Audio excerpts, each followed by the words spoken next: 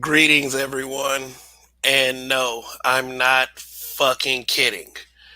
Brian is literally my middle name. And the way that name in particular is going around certain spaces is funny and sad at the same time.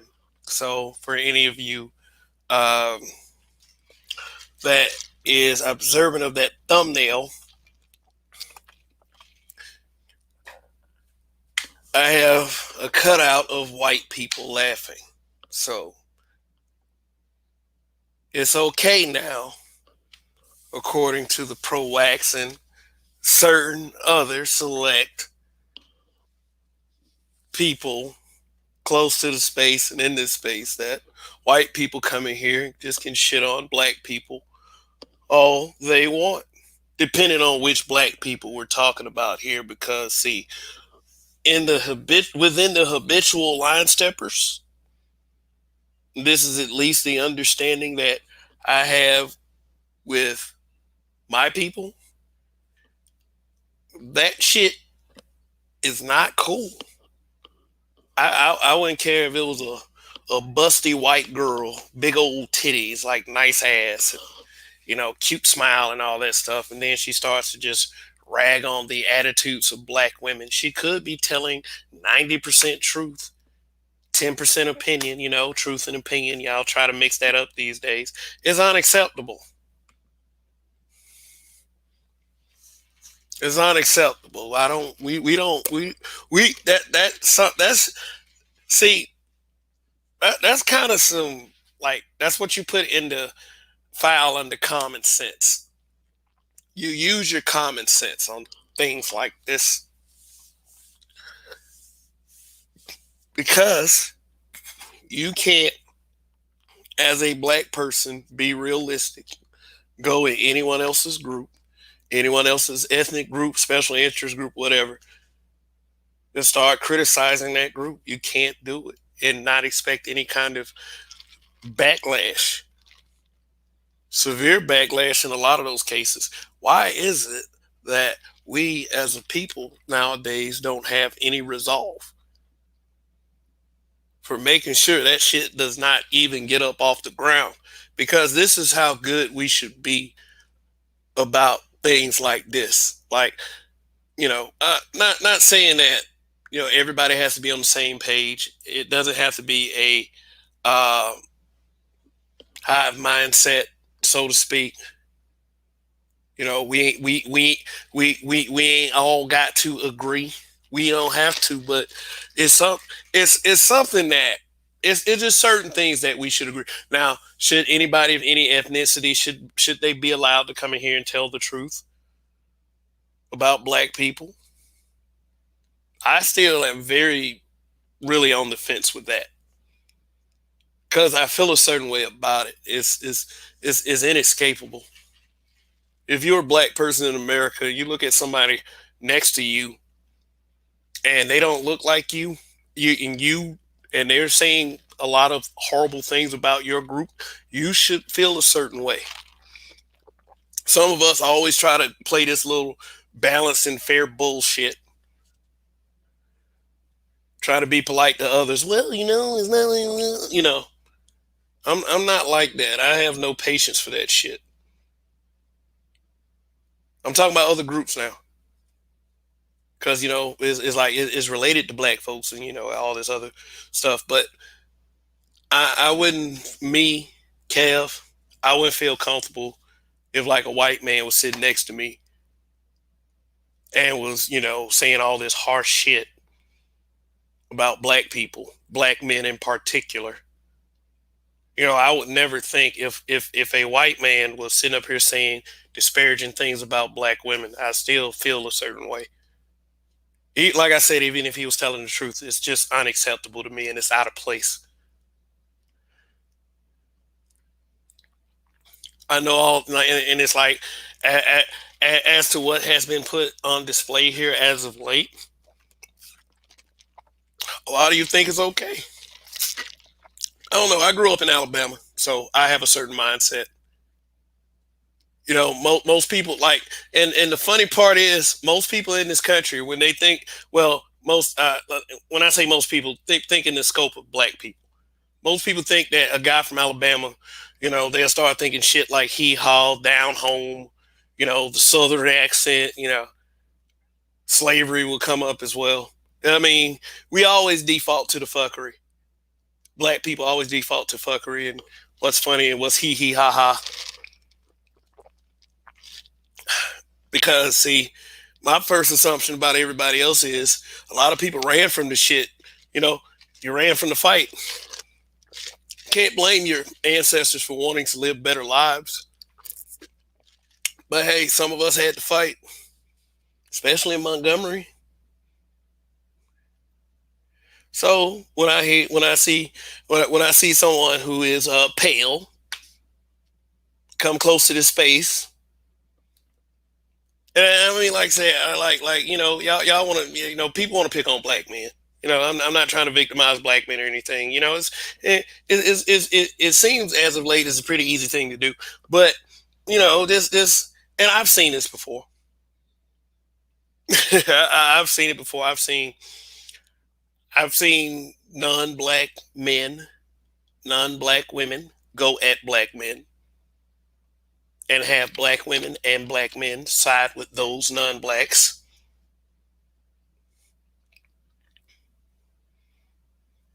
I've seen it. I've seen it quite often. It happened in my Facebook group quite often.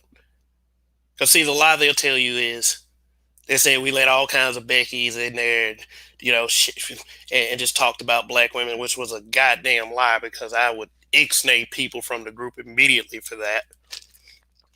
But people are gonna lie, so I'm just telling you, don't let people lie to you. Ask me. You formulate your opinion before you get to me and decide on me before you meet me, then you reap the consequences of that. And that should pretty much go for any human being or anyone in this space that wants to command any kind of self respect. Especially if love your skin color, love who you are. We often talk about that, love who you are. I mean, we say it more in the context of self hate, but we never ever really cover all the reasons on how to love who we are. I mean, we speak of ourselves as a cautionary tale mostly, rather than to instill some actual pride. I mean, what I'm saying is, if y'all gonna let white people in space and say shit about black folks, that's very negative. Then there's not much of a display of a pride. It actually exposes a problem that I've already seen about 50 or 60 fucking times.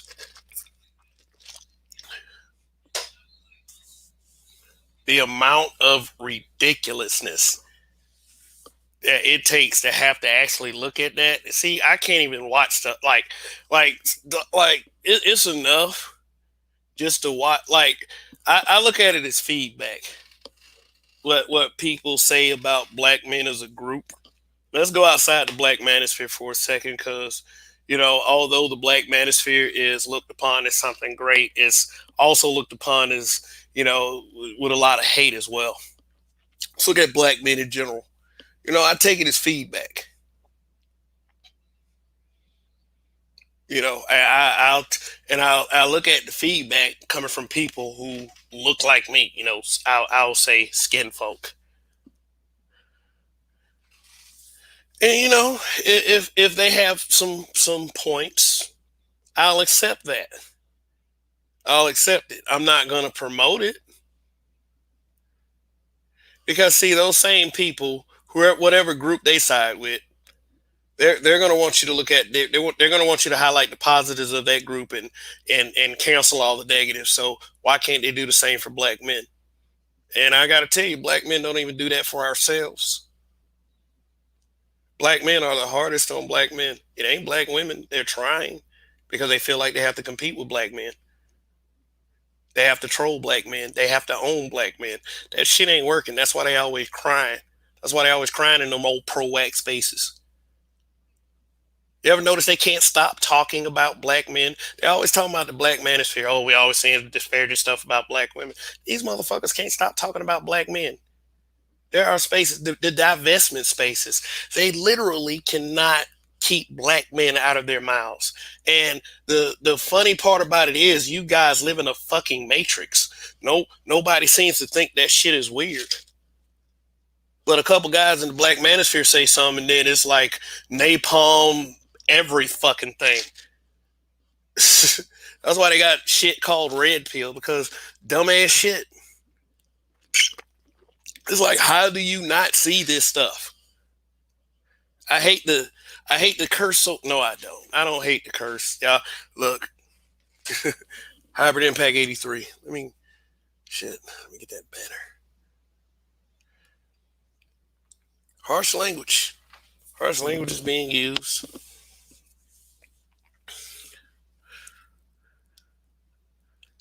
Let me just let me ask y'all a question in the chat. And I really don't even have to ask y'all this stuff. Is it okay for non-black ethnicities to come into black spaces to disparage any group of black people? Is it? No. I mean, my answer is all you. I mean, uh, I thought I made it clear in the first 5 minutes. Nope, it's not cool. Just based on the environments that I was exposed to. I'm not out here faking black. I mean, I am who I am. It's like I'm. We got to have these uncomfortable conversations. But for outside groups to be a party to them, if you letting them in, you're letting them in for malicious reasons anyway.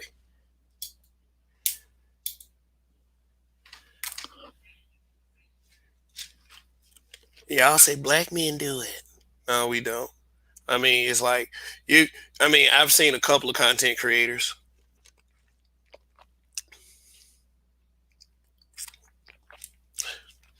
but what? Why? Is like the people who are letting you know these content creators are doing this are doing the exact same thing. Just kind of seems a little funny. Whose side are you gonna take? You gonna take one side, or you gonna take the other side, or are you gonna say all of it's stupid? I'd rather say all of it's stupid. Anything to win an argument. Anything to protect those feel wings. Feel wings. Wings made of feelings. Come on now, y'all. Like that. I mean, I don't know. These folks really, really is getting a little desperate out here, and we could all be making money out here. Some of you niggas are slowing shit up. But anyway, shout out to Toya. Shout out to Perfect Timing Podcast. Absalom Pianki TV. Hell now, Boss Man. Juan G's. YS4W. Look in the description. The link is in there.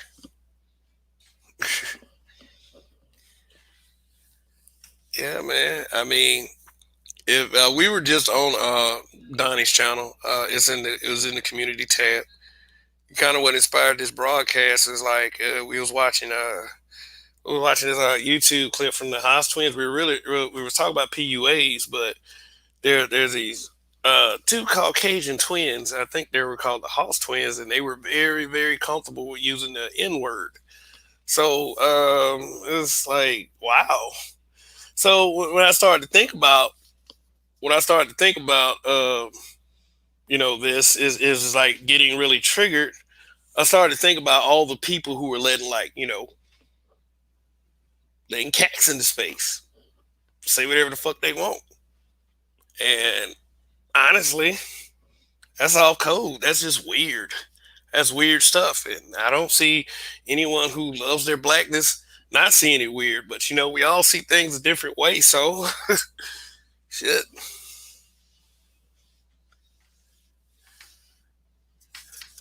So anyway, so when is it? So it's okay. When is it ever okay? When is it ever okay? When is it ever okay for them to come into our space? And let's just say what the issue is.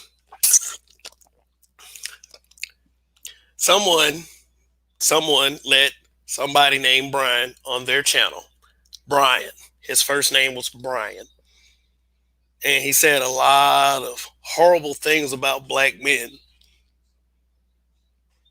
And since then, it has been doubled and tripled and quadrupled down on by the quote unquote I love black people community.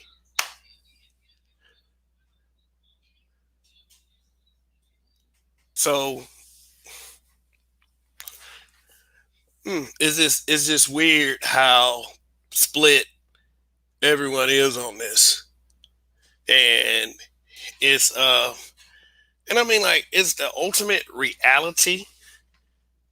The ultimate reality is that if there are many of us that's letting this stuff fly, then we might be more broken as a people than I even thought we were. I mean, shit.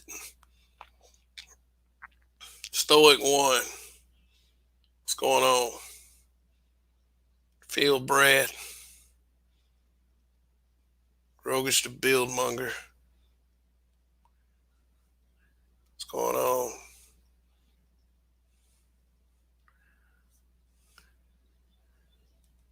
I'm only doing this one time. Let's see. Everybody walking in, as you are walking in, please hit the like button. If this is your first time here, hit that subscribe button. You will not regret it. And check out my community tab as well. Subscribe to those people too. And participate in the various posts that I put up with memes that make you go, are we really here as a people?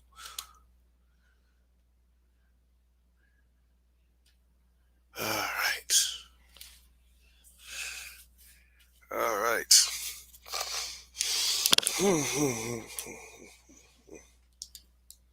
Yeah, so I'll try not to make this too much of a, I don't know, too much of a everybody's mad at black men broadcast because I don't really walk around feeling like I did too much of anything.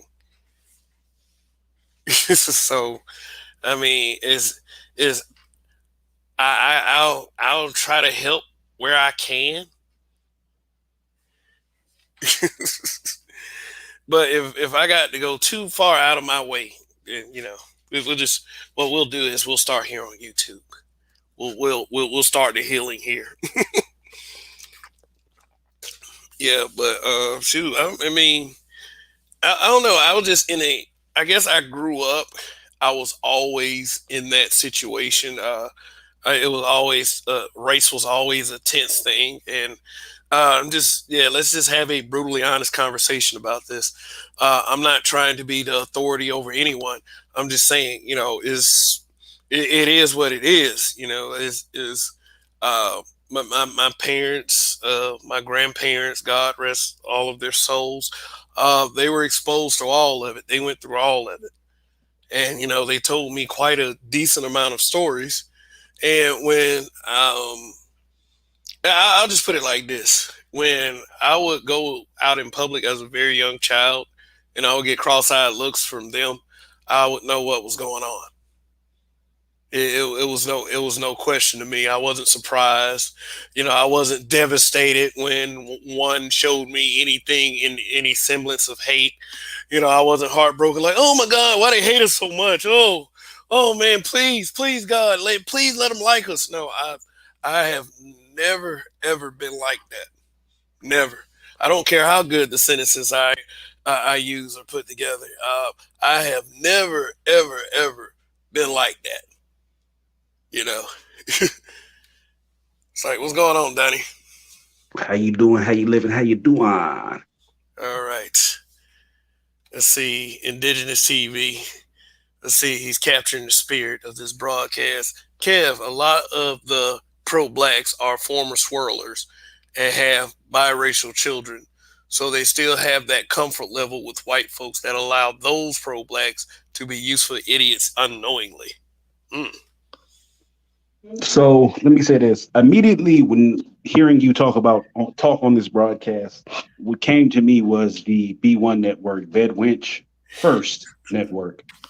Uh, with a certain and particular sister. The only reason I'm really not saying her name is out of respect for the broadcast, but who had a staunch white supremacist get on the broadcast and just really disparage black men all damn day, and then have the nerve to say, "Well, we can go out to dinner with you guys. You guys are fine."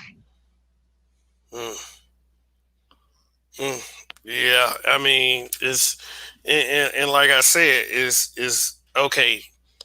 Say for instance, I had a white girl come to this broadcast, and we just started letting her, which is weird and not ever going to happen. Start disparaging black women. If we would have let that slide, if we were to let that slide, do you think that they would use that immediately? Like anybody who wanted to like take jabs at black men, say yeah, to prove their case. You see, that's what they do. That's what they do. So why is they so bothered when they do it and we talk about it? Because that's what I see. Is like there's like what I've been seeing on my feed lately. There's been a lot of smaller channels with black men talking about this, and their following, their fans are visiting these smaller channels to attack these guys. I mean, it's just like I'm seeing this and I'm like, what, for real? So let me see what this video say. I mean, I do look at a lot of YouTubes. Like I said, I have to take in a lot of material that I don't agree with, just so I can get the feel of different perspectives. Because we're brutally honest here. I don't hide from anything, but I don't stay within it for too long because it triggers me. I mean, so when they say when people start saying stuff like you mad, the answer is yes, but it ain't gonna be no me kicking and screaming. It's gonna be me, the wheels are automatically turning in my head, because one thing you can't anticipate is about to be a conversation. That's some bull. I don't want to see shit like that. I've seen and I've heard too much in my life. Period. I mean, Donnie can tell you. I mean, not that he was there for that entire time or anything, but I mean, we're pretty much like what I like to call on code, like seriously on code. Right. It's like not something that we got to throw around and virtue signal, but you just got to live by that shit for real. But a lot of motherfuckers don't live by the code. They don't even know what the code is. And if they do know what the code is, they willfully ignore the code for the sake of being seen as a friendly nigga. And it's pretty pathetic. Again, I liken this conversation that we're having to Django. If y'all remember Django, he went into that bar, the Cleopatra Club. He went upstairs to the bar, and there was a black woman there, right? What was her name? Sheba. Sheba was with that white man, and Sheba looked at him funny, purely based on the fact that he was black and he couldn't afford her what a white man could. And you saw how Sheba acted, dressed, and carried herself. There's a lot of these YouTube content creators out here acting like Sheba with no damn man. Mm-hmm. and I mean, like, and then we'll deny it. Like, it's so evident that they're there, and that's what the attitude is. But everybody denies their existence. Why? Why do people pretend like they're not there? But you hear one or two guys out of the manosphere, and you don't see. I say you can't stop seeing posts about them on Facebook, on Twitter. Is ridiculous. Is on one side of it is overly highlighted, but on their side of it is like everybody's like it's business as usual. Are black men in that much trouble with the culture that this shit always has to slide?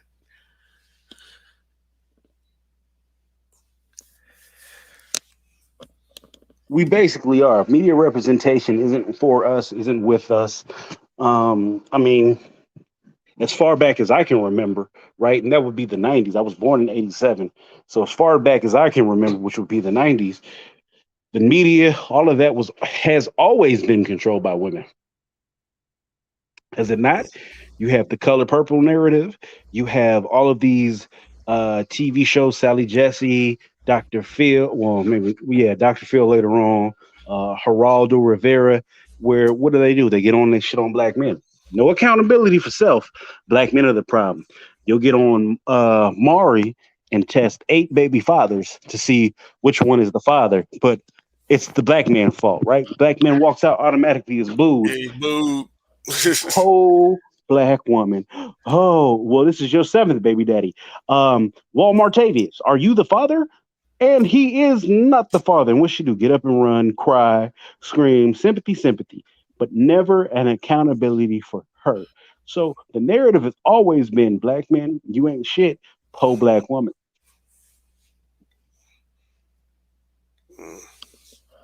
Always. I mean, and Why should I expect that to change now? mm, I mean, and I wouldn't say it wouldn't be so bad if so many kids weren't negatively impacted. I mean, it's like I don't mean to try to exploit what's happening to children, but it is what it is. The stats aren't very good as far as how our kids are turning out. It's like the black boys that, like they said, at the age of 18, they are only at a fourth grade reading level. If I Nobody cares for these black boys. That's what that shit is. yeah. They push these black girls to be great. Fuck these black boys. You got a ball? Use that ball. Shoot it, run it, carry it, throw it. Mm. So here's my feelings on something like that. I think that we as black men, we should really push this for push different programs for black boys, and just to try to motivate them and to educate them, because is but at the same time, if they are not, I don't know, just if they're not brought up in an environment that is conducive to receive that kind of treatment, then it's probably no good.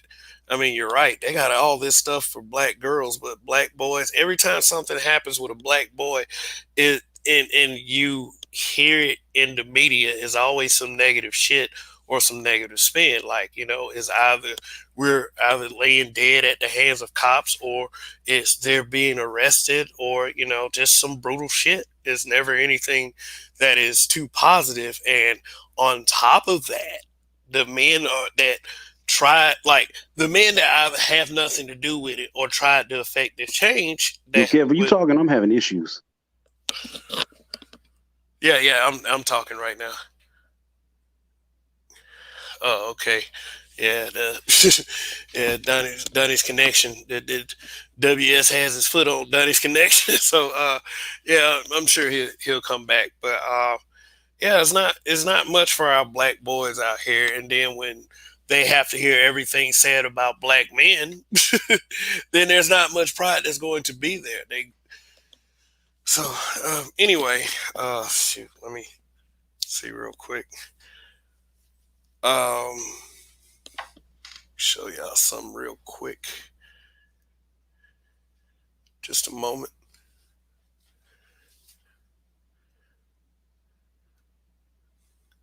This is Shaka Nulu. I was born in '75. I seen the talk shows from the beginning. Even Ayanna Van Zant with her feminist ass on Sally Jesse Raphael. Yeah, I was born in '76. Yeah, yeah, yeah. They got us pretty good. And it's like I don't know how we became the problem all of a sudden, but I got a pretty good idea. So Donnie, what's going on? Donnie's back. My bad. I'm having technical difficulties. Yeah, man. It's all good.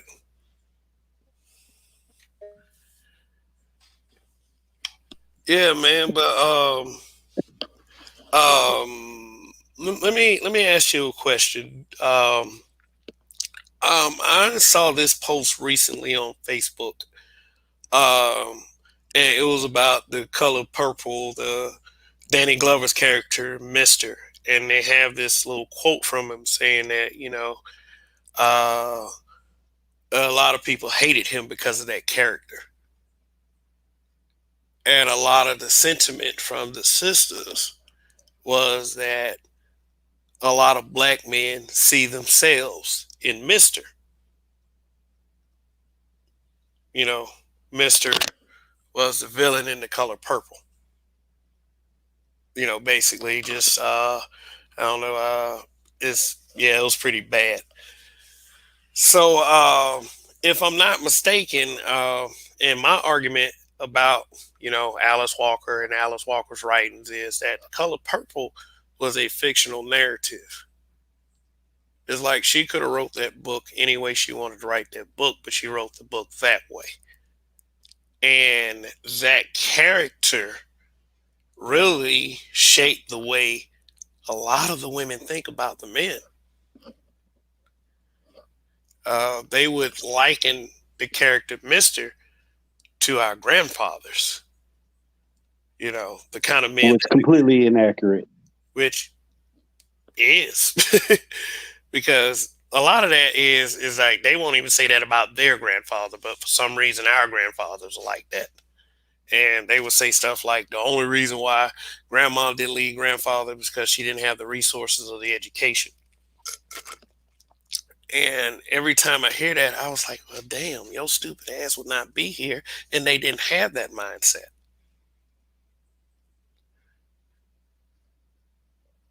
Well, a lot of the problem is that statement is very true. The women of today have resources and education, so they don't have to deal with any man. If a man sneezes, they don't have to deal with him. If a man snores, they don't have to deal with him. And what ends up happening with these women at the end of the day? They end up alone. Cat lady. Cat lady. They end up alone. So yeah, the problem is the women of today have a lot of options to do nothing.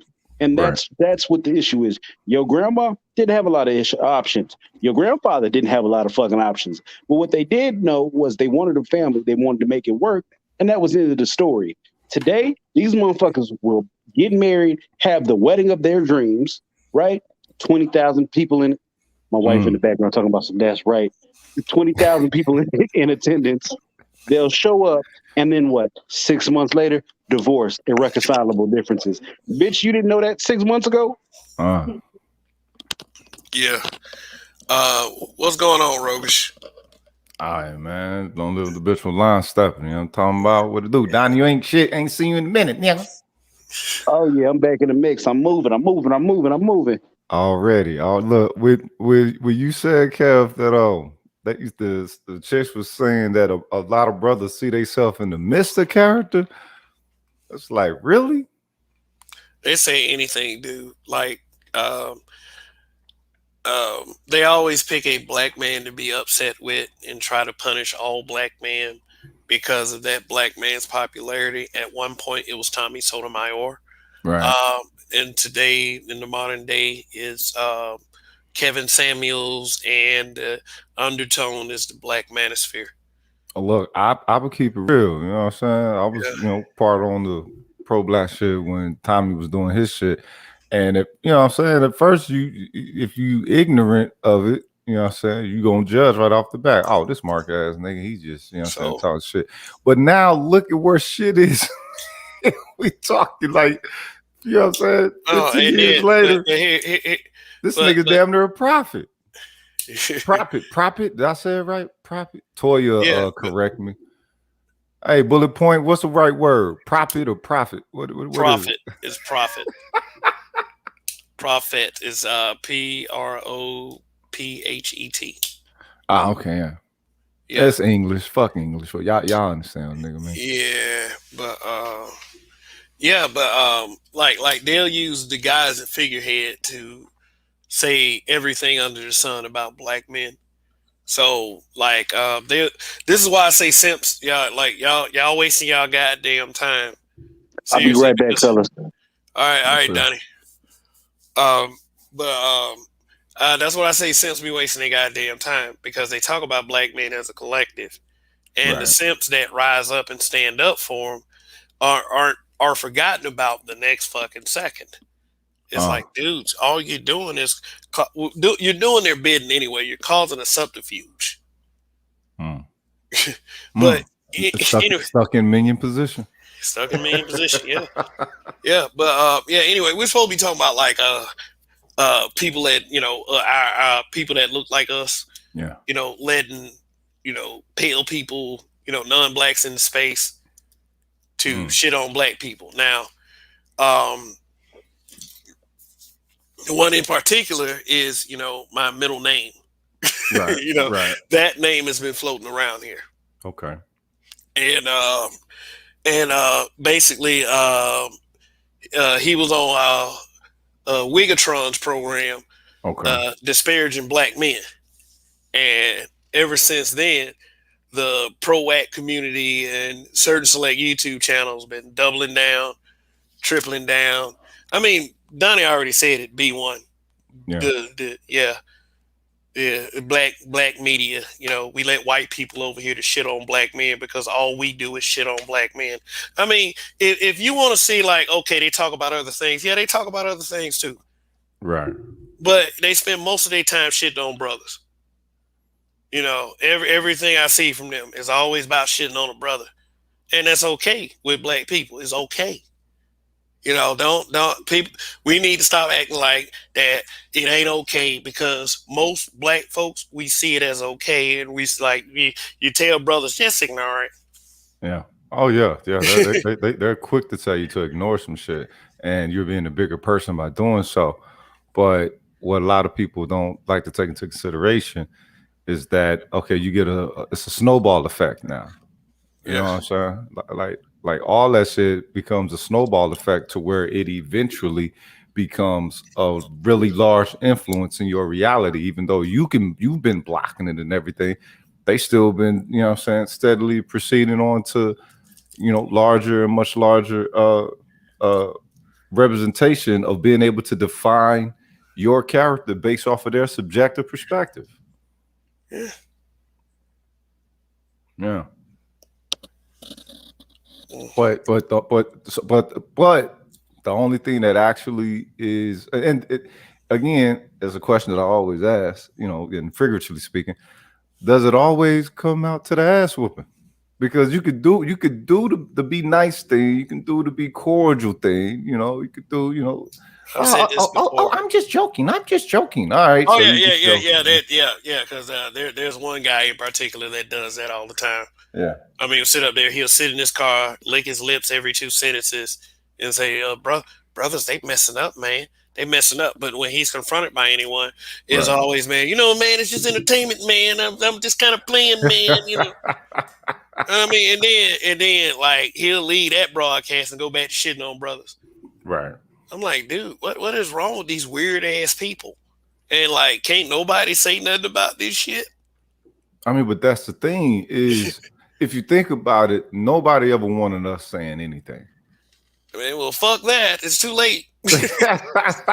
Right. But I'm saying, but that's what I'm saying though. Like, okay, so let's keep it real. All right. So in the whole aspect of, hip hop first started, and you started seeing Pilgrims all up in it and everything. Even though I was young, I didn't want to get that shit a pass. And I had to get that shit a pass based off of how, all the other black people was. So like, oh, well, no, we're together. We're friends and all this shit. And then, 25 plus years later, it didn't went the route of rock and roll. Look, man. I was around a white guy that said the N-word. Oh, shit. And I was ready to rock and roll. Yeah.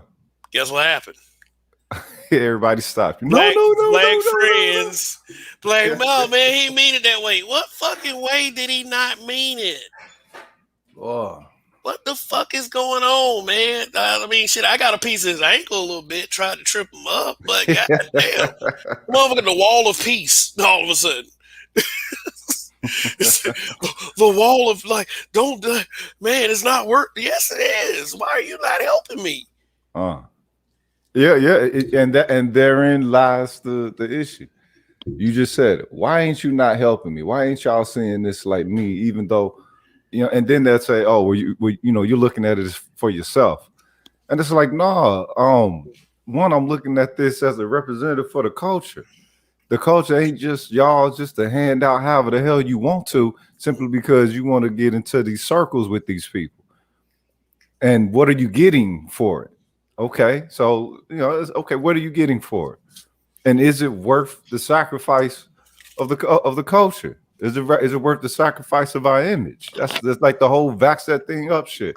I was working on something for my garage band. I'm gonna put something out there probably tomorrow, but though you have no idea how that shit insensitive in an aspect of how really bad it makes black men look. You know what I mean? Like really bad. People are looking at it this like it's some kind of goof and joke shit, and it's like, wait a minute, man. These people represent us through the eyes of the world. It's like the whole Sha'Carri thing. Well, we have to offer the clarity of telling them that shit does not represent us.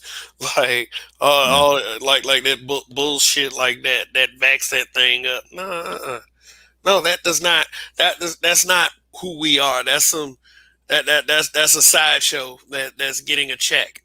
Right. That's exactly what it is. Hold up. But you gonna play that shit, you motherfucker? No. It did in the TV. Kev, it's called White Homie Syndrome. My white homie. That's my white homie. Wow. Yo, perfect. That's exactly what it fucking. I'm black. I just got white skin. My white homie syndrome. Oh shit. I ran into like out here in Texas, they let them do that. As far as like you're the way saying the N-word and shit. And if one of them motherfuckers around, I let them know quick look, cause I ain't from here. And y'all ain't got no pass for me saying that word. So, you know what I'm saying? Switch the shit up to homie, bro, bruh, whatever the fuck you want to. But we ain't doing that. Man, you know who gotta get on my nerves with that shit though? Like the chicks that love black guys that think they can just slip by just because they have some black dick in them. I mean, just because you say that while you taking penis doesn't mean it's okay for you to say it outside. Yeah, like shit, don't say that shit around me and think that shit's cool. That's for you and your boy. I don't give a fuck. Don't make me crack you in the head. I'm already giving you a pass because you're a girl. Mm-hmm. It's for real, man. I don't like that shit, man. Like no black person like that shit. Like I'd have been around dudes that like one guy he went on ahead and did what he had to do. He smacked the bitch in the head. Act right. I was like, damn, but that was a job situation, and he lost his job. She did too, but. Yeah, look, I've been in that situation where I didn't and wish I did, and it was just a little bit of word that act right, but I ended up losing the job anyway. So goddamn, well, cuz I should have just straight up did that smack, man. It would have felt so much better. Yeah, with people though, man, it'd be our people that get in the way of just dipping the shit in the bud once and for all. Yeah. I mean, but that's that toxic chronic pilgrim acceptance that, you know what I'm saying, that we culturally, I think, which what's the word? It'll come to me. But something that follows within our genes. Yeah, epigenetically. I think it's an epigenetic factor within our reality, specifically for our people. Yeah. Because think about this, and people, we bring up slave narratives mostly to be smug toward other blacks that don't exactly agree with our blackness. Right. But since you say epigenetic, would that liken to basically slaves that were able to be around their master, despite the fact they used to get the skin beat off their back if they didn't do enough? Well, I think that would be Stockholm syndrome. Okay, in the aspect of epigenetics, meaning that so this one right here. So what you're talking about wouldn't have anything to do with post-traumatic slave trauma, kind of. Well, yes, definitely within that vein.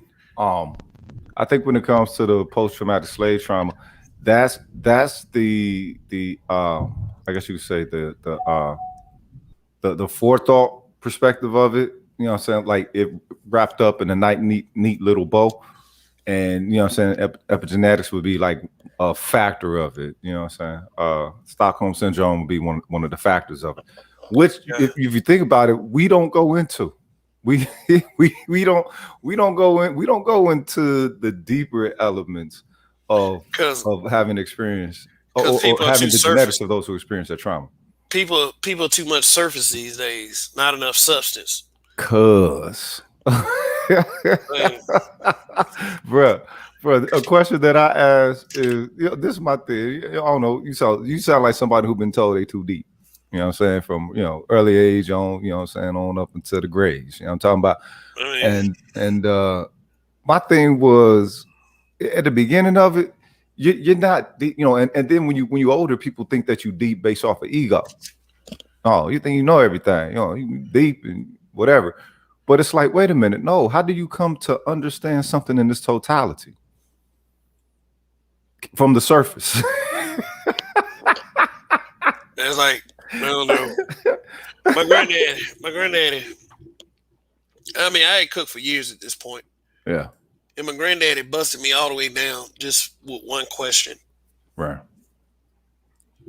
He said that, how do people eat? He asked me, how do people eat? Right. When they look for food, when they look for something, they like, how do people eat? I was like, what the hell kind of question is that? Right. I said they eat what they like or whatever. He said, no, they eat with their eyes. They eat what looks good. Uh-huh. The people, it could be nasty shit in the world, but if it looks like it's $1 million fucking dollars, people will accept it somewhat. I was like, I always knew that they were all like, from that moment, not just with that moment, I knew they were always wiser people. People are too like it's like people want shit to look good. People want shit to be appealing. And, as far as, black male collectives and how we talk about our people, we want the straight A+ report card. Right. Without studying, without doing all the goddamn work, get the straight A report card. Because they want to hand that straight A report card to every other group. Oh, this is us. This is what we think of us. This is us being proud of us. Are you going to respect us now? And the answer's always going to be no. The answer's always going to be no. Hey, it's like Ice Cube said in Higher Learning. He was trying to get, Omar to read something. He's like, I ain't even in that class. He said, why should I read it? He's like, to know it, nigga. Right. No, he said, the food's so great, dude. Right. I know it's all I'm talking about. You know what I mean? What it do, gangster? What up, Trey? Hey, how you doing, brother? Yeah, I'm good, man. Listen up. What do you think of co-ops that let's just be straight up. What do you think of people letting white people in to talk disparagingly about black men? And I've said this before: black men are black people, and black people are black men. So they talking about black people. If you don't think so, you're a jackass. But what do you think of somebody like say for instance a white guy coming in onto a woman who wears a wig program and start talking bad about black men? What do you think of people like that? Well, I mean, plain and simple, me, I'm like one of those ones. I'm an equal opportunity asshole to everybody. So, I mean, if somebody step out of line, I don't give a fuck who it is. White, black, woman. This is the problem that I think with our society. Somebody step out of line, we have been enculturated to be, well, you know what, you shouldn't say that because that's not nice. And unfortunately, I think we've gotten away from like talking about people because they're fat or whatever, or shaming them for doing anything wrong. We've gotten away, and we've gotten to the point to now where motherfuckers can't say nothing. You can't call nobody on the wrong. Period. Don't matter who you are. And I believe that the problem is, like I was watching the study the other day. They said that even after all the bullshit that's going down in the world and how crime is up at all-time high levels everywhere, damn near everywhere. But nobody, like 911 calls are in the toilet. Like they said, they dropped like 30% 30% in some places. Some places it's up to 51%. Because, because the public trust ain't there. Because they figure, hey, what, they ain't gonna do shit. Nowadays, people realize, well, what people gonna do what they want to do, and we've made it to where you shouldn't say nothing. Like, I mean, you call like back in the day, To each his if you own, was right? getting To bad each his grades, right, own. right, right. If you were getting bad grades, motherfucker be like, man, you're a dummy. You better get. So then the nigga be like, well, fuck, I better work harder. Yep. Nowadays, man, don't call him a dummy. He can have special needs. Well, man, don't talk about him. He got there. That's a protective hairstyle. I mean, I listen to this. This is the shit that I've heard. Like, I sat down with my daughter and two of her friends Yeah. because she's going away to college. So I sat down with my daughter and two of her friends. We were sitting there one night. I stopped by. She asked for something. I stopped by real quick. Okay. So mom was asleep. This is what I like. So I had a conversation with them. We all sat at the table and we were talking about. And I was so bad. I was surprised to hear how people they're already into this, and even the women that young. Oh, but we're like, what are you talking about? Women are better than men. And so I'm like, how the hell do you come out talking like that? And you ain't even, you know what I mean? You guys, your feet ain't even wet. Mm. You know what I mean? And it's like, for real? Oh, I said, so you going to tell me, like, I posed the question. I said, if we got rid of all men tomorrow, you think, oh, we could do it? Because then I said, well, for real, you really think so? I said, you really think so? And it was just like to hear them go on, and it was just like, wow. Because, my daughter's going, I hate to say, she's going to be an MD. Yeah. So, hey, she's probably going to be, no offense, if she's raised anywhere like her aunt and mother, she's going to be alone. Because if she get docked in, like I was sitting there listening, well, that's the problem. Y'all boys don't do this. And then I told her, I said, well, you don't understand, sweetie. Men are different than women. I said, we don't look at women like that I said, by the time we start cheating on you or we start messing around to where the fact is, where you know about it, 9 times out of 10, we already kick you to the curb. We just do it a different way. I said, y'all are kind of, this, that, and the other. Men just leave the door open because we can potentially have sex with you. See, that's the difference, and that's something you don't hear because men don't tell you that, And you know what? It's that's the truth because Right. I think Roger says it all the time. Like he said, I don't even like when he say we. I think he just say black men. Right. Well, men, Because I ain't never been scared to tell, what I'm saying, no woman the truth about no situation. You know what I'm saying? That's how I came up. It was like, nah, you have to be direct. I told her this. I said, and now you want to sit up here and talk all this bullshit here. So I told him a story. I said, see, now that you're grown, I'm gonna let you in a little secret. I said, plain and simple. You only like men that other women want. I said, just give an example, baby. I remember your mother. A dude tried to talk to her, and a dude tried to talk to her, and she was talking to me, and she's like, no, I'm talking to the dude, Dre. So after all of that, he met another chick that he was trying to talk to, and come to find out I was talking to that girl too. This man stood up here, so after he had do this, he said, oh no, he's messing with so and so. You can't be dating this dude. So dude gave her the other number. Oh. Now the goat gave to the other chick. So they called each other, and she's like, oh yeah, we fucked up under the Christmas tree, and my daughter is like, her daughter, who is your boyfriend's name? She said my name and all this other mess. And then it was like this. My baby mama said, and then after the fact, oh well, we really wasn't together anyway. So, but we can keep doing our thing. But we can keep doing our thing. So, what's that? I mean, when you sit there and say that, I said, so what? Because they want to, it's plain and simple. If one want to sleep with you, they don't do whatever the fuck they want. They might, it's just what it is. And I told her, I said, I hate to say that, but that was your own mama. I said, see, now you're grown now. And you see, I tell the truth on how it is. Right. I said, it's just the fact that this. If you notice, I didn't tell, you never heard none of these stories until you were grown. You're grown now. It's just what it is. But I look at her like, I said, so I asked her, I said, okay, so fine, you going away to college, and you say you want to have kids. I said, well, sweetie, what are you going to do if you want to date somebody or what? Oh, no, I'm going to focus on school. I said, oh, God. I said, for real. I said, no, baby. If you meet somebody I said, you can go to school and have a relationship. Don't be one of these fools. I said, because That and I sit up here like God, dog. You just head and I watch you go heading down the same way. If you look at all the women, like I told you, look at your 5 aunts. You got 4 aunts, rather. You know what I mean? Look at Mhm. all. Ain't none of those women in a decent relationship. But I said so. But y'all, and what's so bad is I want to sit here and y'all won't even listen to a man that's gonna tell you how to keep a man. I said these are Mhm. just 3 things. I said no offense. To keep a black man is easy. Sex, sandwich, and silence. You really want to know? I mean, plain and simple.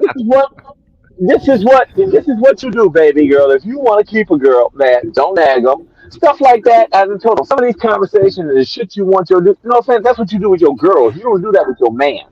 Right. And I told her, I said, you're not gonna find all these things that you sit there in one person. You have to realize that hey, I go out and do this, or I have these conversations. I talk about Real Housewives of Atlanta, or whatever kooky ass show y'all watching now with my girls. Men don't talk about shit like that unless you just want a piece of shit man. So Right. while I was sitting up there, I'm sitting there at the house. One of the chicks, girl, walk in.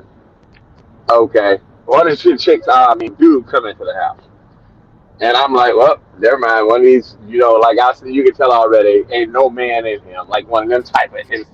When they Right. say, and I was just like, okay, baby girl, but to hear that the children are going that way and they're not used to. I'm like, gosh, you would say something. They're not used to hearing the truth. Like I heard them. I said, well, all of them was wearing. Even my daughter had a wig on. I'm like, why the fuck you got good hair, baby? Why the hell you got a wig on? It's a protective style. I looked at her. I said, woman, don't you ever say that in front of a man again? Period. I don't. I said, you don't say shit like. I hate it. You don't say shit like. I'm like, goddamn, my daughter's sitting up here saying all the damn lines Yo, we talk about, and all you the sitting up here cliche. like, So now you God. see that she's carrying Oh, program. right. I'm sitting up here like, God damn. And Yeah. I'm like, well, That sweetie, shit is real. why? Yeah, well, that's not her real hair either. That's all I'm having. I'm like, what the fuck? I couldn't even tell. I'm like, well, see, only that part of her hair is weird. It's just like, for real, baby. So For Dre, do you real. think do you think that all right, so at the age that they are at now, do you think that since you've seen the programming to that degree, Yeah, do you think that yeah. they're also on the black men ain't shit automated rhetoric? Definitely, because her sister was, these boys ain't don't be about nothing. Uh, I'm like, what? I said, no, uh, no, the problem is this. I said, you don't even realize something. I'm just go ahead and just pop this out for you, baby. Um, you've already you've already fucked it up. You don't realize something. Men know this is what we do. We want to get laid. We want to have sex with women. That's what we want to do. I said, especially in your generation, is y'all do all willy nilly. I said, 'cause remember, baby, I said you 18 now. The only thing Dad got control over is advice. I right, really can't control you because you're an adult now. I said, so now we gonna have adult conversation. The only thing Dad can do after 18 is advice. Because technically, I mean, I want you to do what I say, but technically, it's your life. You're the one that's got to live in. And sometimes I'm seeing things from an older point of view and don't understand where you're in the deep in the trenches. It has a little bit, you know what I mean? A little bit, you can see a little bit more with it. Okay, fine. right, right. You know, but I see a lot of things that you guys are doing wrong, and a lot of things that you just been told. And I told her, I said, how do you think that these boys ain't shit? And you just started dating. I mean, Right. you couldn't date. I mean, if you were doing something, you were doing it undercover. And I already said, like, look, plain and simple, I know your mama because I remember her. Now, see, that wasn't the mama where I was in the. That wasn't the mama where my mom came in the room and she was up under the covers and didn't know. This was Right. the baby mama where I went over her house one day. One day, like our parents were out of town or whatever, and they was coming back the next day, smash and do all like this. I'm laying up there in the bed, and like where her room was, you could hear the garage door open. So I was like, "Fuck!" Then the garage door opened as the parents was pulling up. Yeah. I quickly got dressed and ran downstairs and sat on the couch because I'm like, "Fuck, my car gets on. It ain't like you. You know what I mean? You don't know I'm here." So she throw a robe on and come quick. So when the parents come in the house, I'm like, "Yeah, man, I'm sitting here. We supposed to be going out to breakfast. God damn, motherfucker, you can't see." Oh, sorry, but we're supposed to be going out to breakfast. And mother come down here, motherfucker almost hit me. Right. Mother come down here and She come up, throw the robe on, come down. Yeah, baby, I'm getting through the shower on real quick. So if you can cover up like that, think about what you know. What I mean, that's your parents were doing Right. that. So I already know our kids gonna do dirt. I mean, you say it off like that, and I'm like, yeah, baby, I'm here to take her to breakfast, and she Right. ain't ready yet. You know how they not trying to let her know that I've been at your house all day and night. Right. So let me ask you this: in the regard to, let's just say, your daughter's generation, right? And with the topic of the show and an aspect of you got, you know what I'm saying, pro-black folks permitting, or so-called pro-black, I don't know how you're gonna be pro-black, but let pilgrims on and talk shit, whatever. Would it be safe to say that if they were to meet one of those super pro-black cats that's on the you the queen, you this and that they'll eat that shit up quick? Like there is a potential in these younger generations. There's like a new what's the word? A new revigoration, and I can't believe I'm gonna say this word, but it damn sure fit for Hotep. Oh well, this is the problem is you have this is what has happened is this. People are used to living the lie. So the problem, like with our boy Kevin Samuels. Kevin Samuels is saying the truth. The problem is this: that the pushback, the counter for the truth is the lie.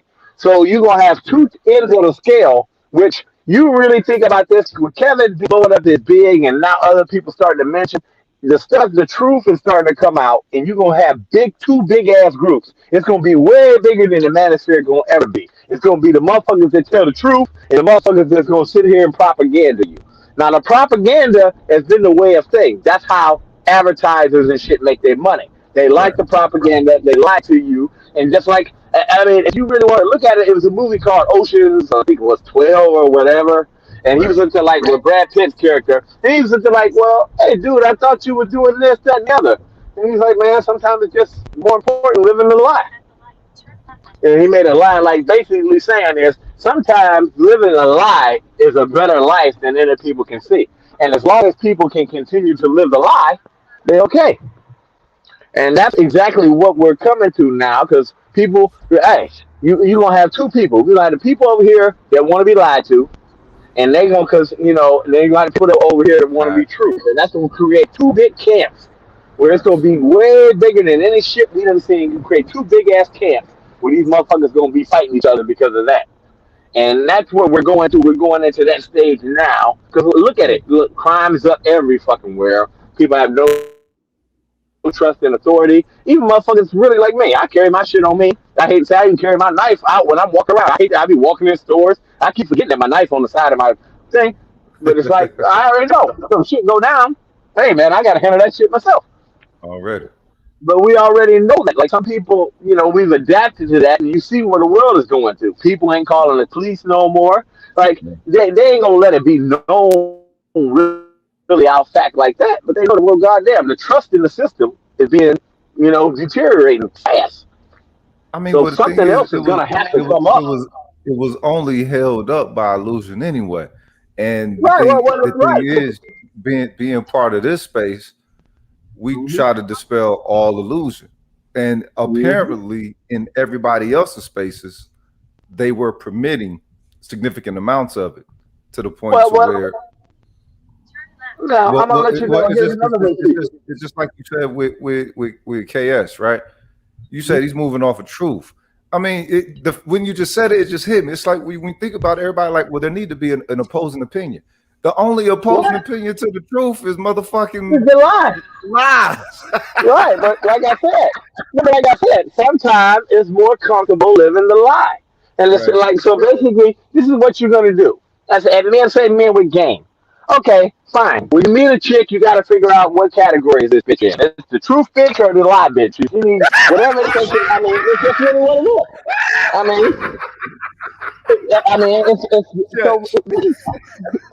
You really want to. So we adapt pretty well. We already know that. Hey, if this is what we're gonna do, this is what it's gonna be. You know, we know that already. We know that. When you meet somebody, it's gonna be, hey, this chick gonna like that. Okay, cool. Do I gotta gas her head up for this, or do I gotta lie to her? You know, like some people, like you already know. I mean, especially when you've been around the block a couple times, you know the difference between somebody that want to be the truth and somebody want to be lied to. Right, right. They love to lie. Oh, they look, they love the lie. That's why everybody think game got to be consistent with deceit and deception.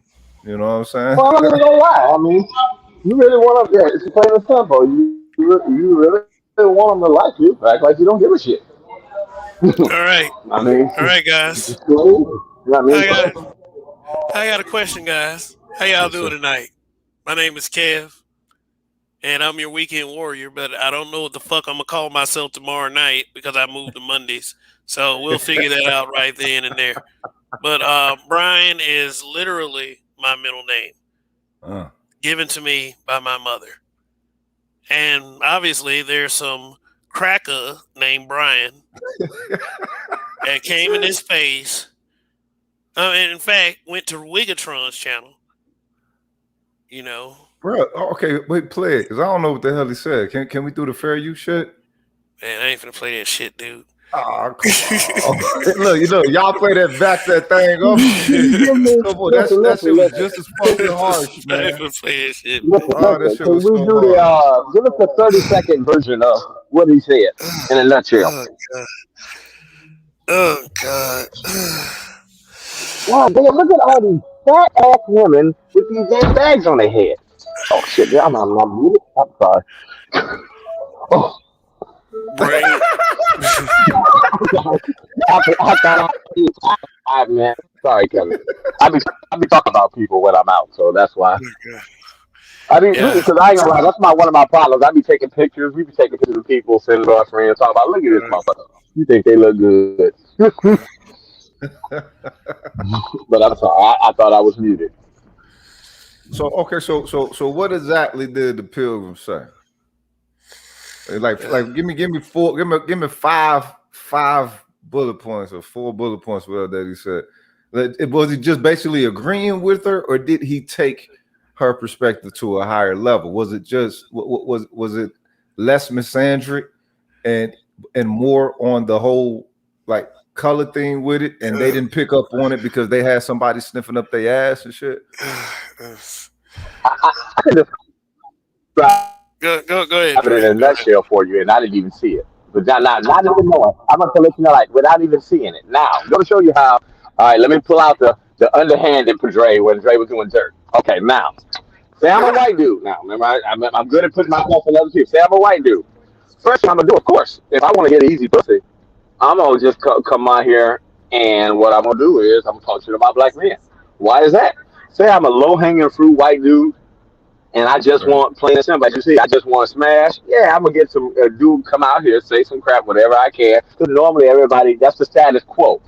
Men ain't gonna really care about the shit like that because they know that black men most of the time we ain't even worried about that, and they would never say that shit to our face because we already know that we've been walking around damn near 50 years.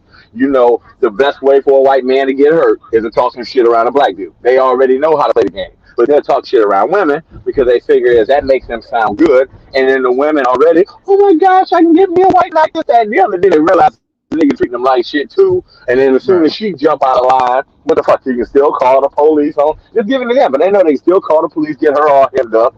Or 9 times out of 10, they get low hanging fruit white dude ain't got shit going for himself. And he just fucking around and passing it to the side. And then you'll get 5, 6 other black dumb women sitting up there fighting over a dude that fucked all y'all. I've had white friends tell me, "Oh yeah, man." He said it's just basically a stage that they going through, and a lot of them really don't know. They're going to fuck your ass, but they ain't gonna marry you.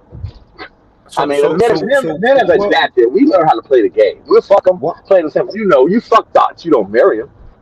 So question: Why is it that we can be everyone's public enemy number one, and we don't like exalt ourselves unto ourselves? Well, this is the problem too. One, lack of resources. The problem is the lack of resources when it comes to this. And if you got lack of resources, then you got to go stone soup because we ain't got a lack of resources. We got a lack of motherfucking collective resources. But motherfuckers be balling the fuck out, cuz.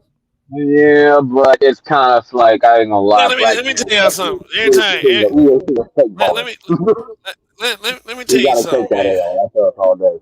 Let me tell you something. Whenever a bitch say lack of resources, they want that motherfucker to fund their fucking lifestyle. It ain't got a Yeah. goddamn thing to That's it. do.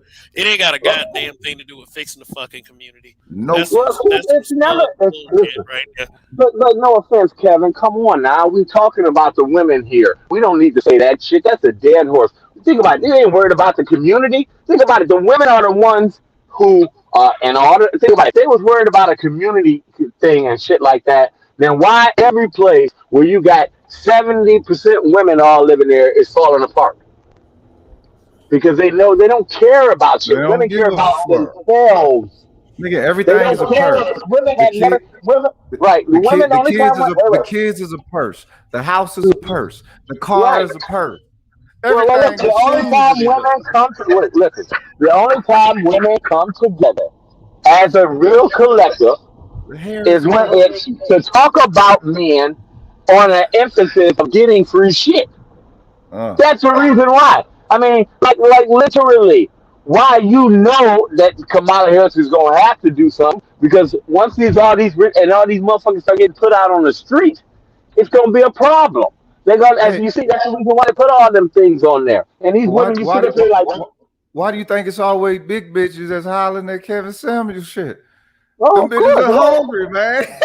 Well, no, the motherfuckers ain't hungry. It's just the Feed fact me, is, buy me this, buy me no. everything. Take accept Well, me at 300 pounds. well, this is the problem that they realize. See, this is what, if you really want to put it up in a nutshell, is this. The reason why the media has sold them an idea because the media has sold them an idea on this. It works twofold for the media. In Yeah. public opinion, has sold them on this idea. If my man can't pay all of my bills, then it ain't worth me being with him. And the main reason why the media sells them on this is this: the media wants you as the men to pay for all of your bills and do all that shit. Because why? Then that leaves more disposable income that the woman has to buy useless trinkets. That's Yeah. why. That's Yeah. why you would It's much never. less for us. Right. Well, I mean, of course, it's. I mean, this is no offense. It's marketing. I mean, Yeah. remember you talking to. I remember I told you I was into the larceny and stuff like that. The best way to make more money and to do the dirt is to make it to where you are the last motherfucker that they think is doing the dirt. Like I said it, I know we were doing so much, that I was watching other people get busted, and I was busting other people. But the reason why I was busting other people is because if you were taking too fucking much, then you would. And basically, stores have what they call a profit and loss. If that number gets too high, Yeah. then that makes them start looking at other shit. So I Yeah. wasn't the main person for that. I was the main person to stop these motherfuckers from cutting in on mine that I was taking. That's the reason why.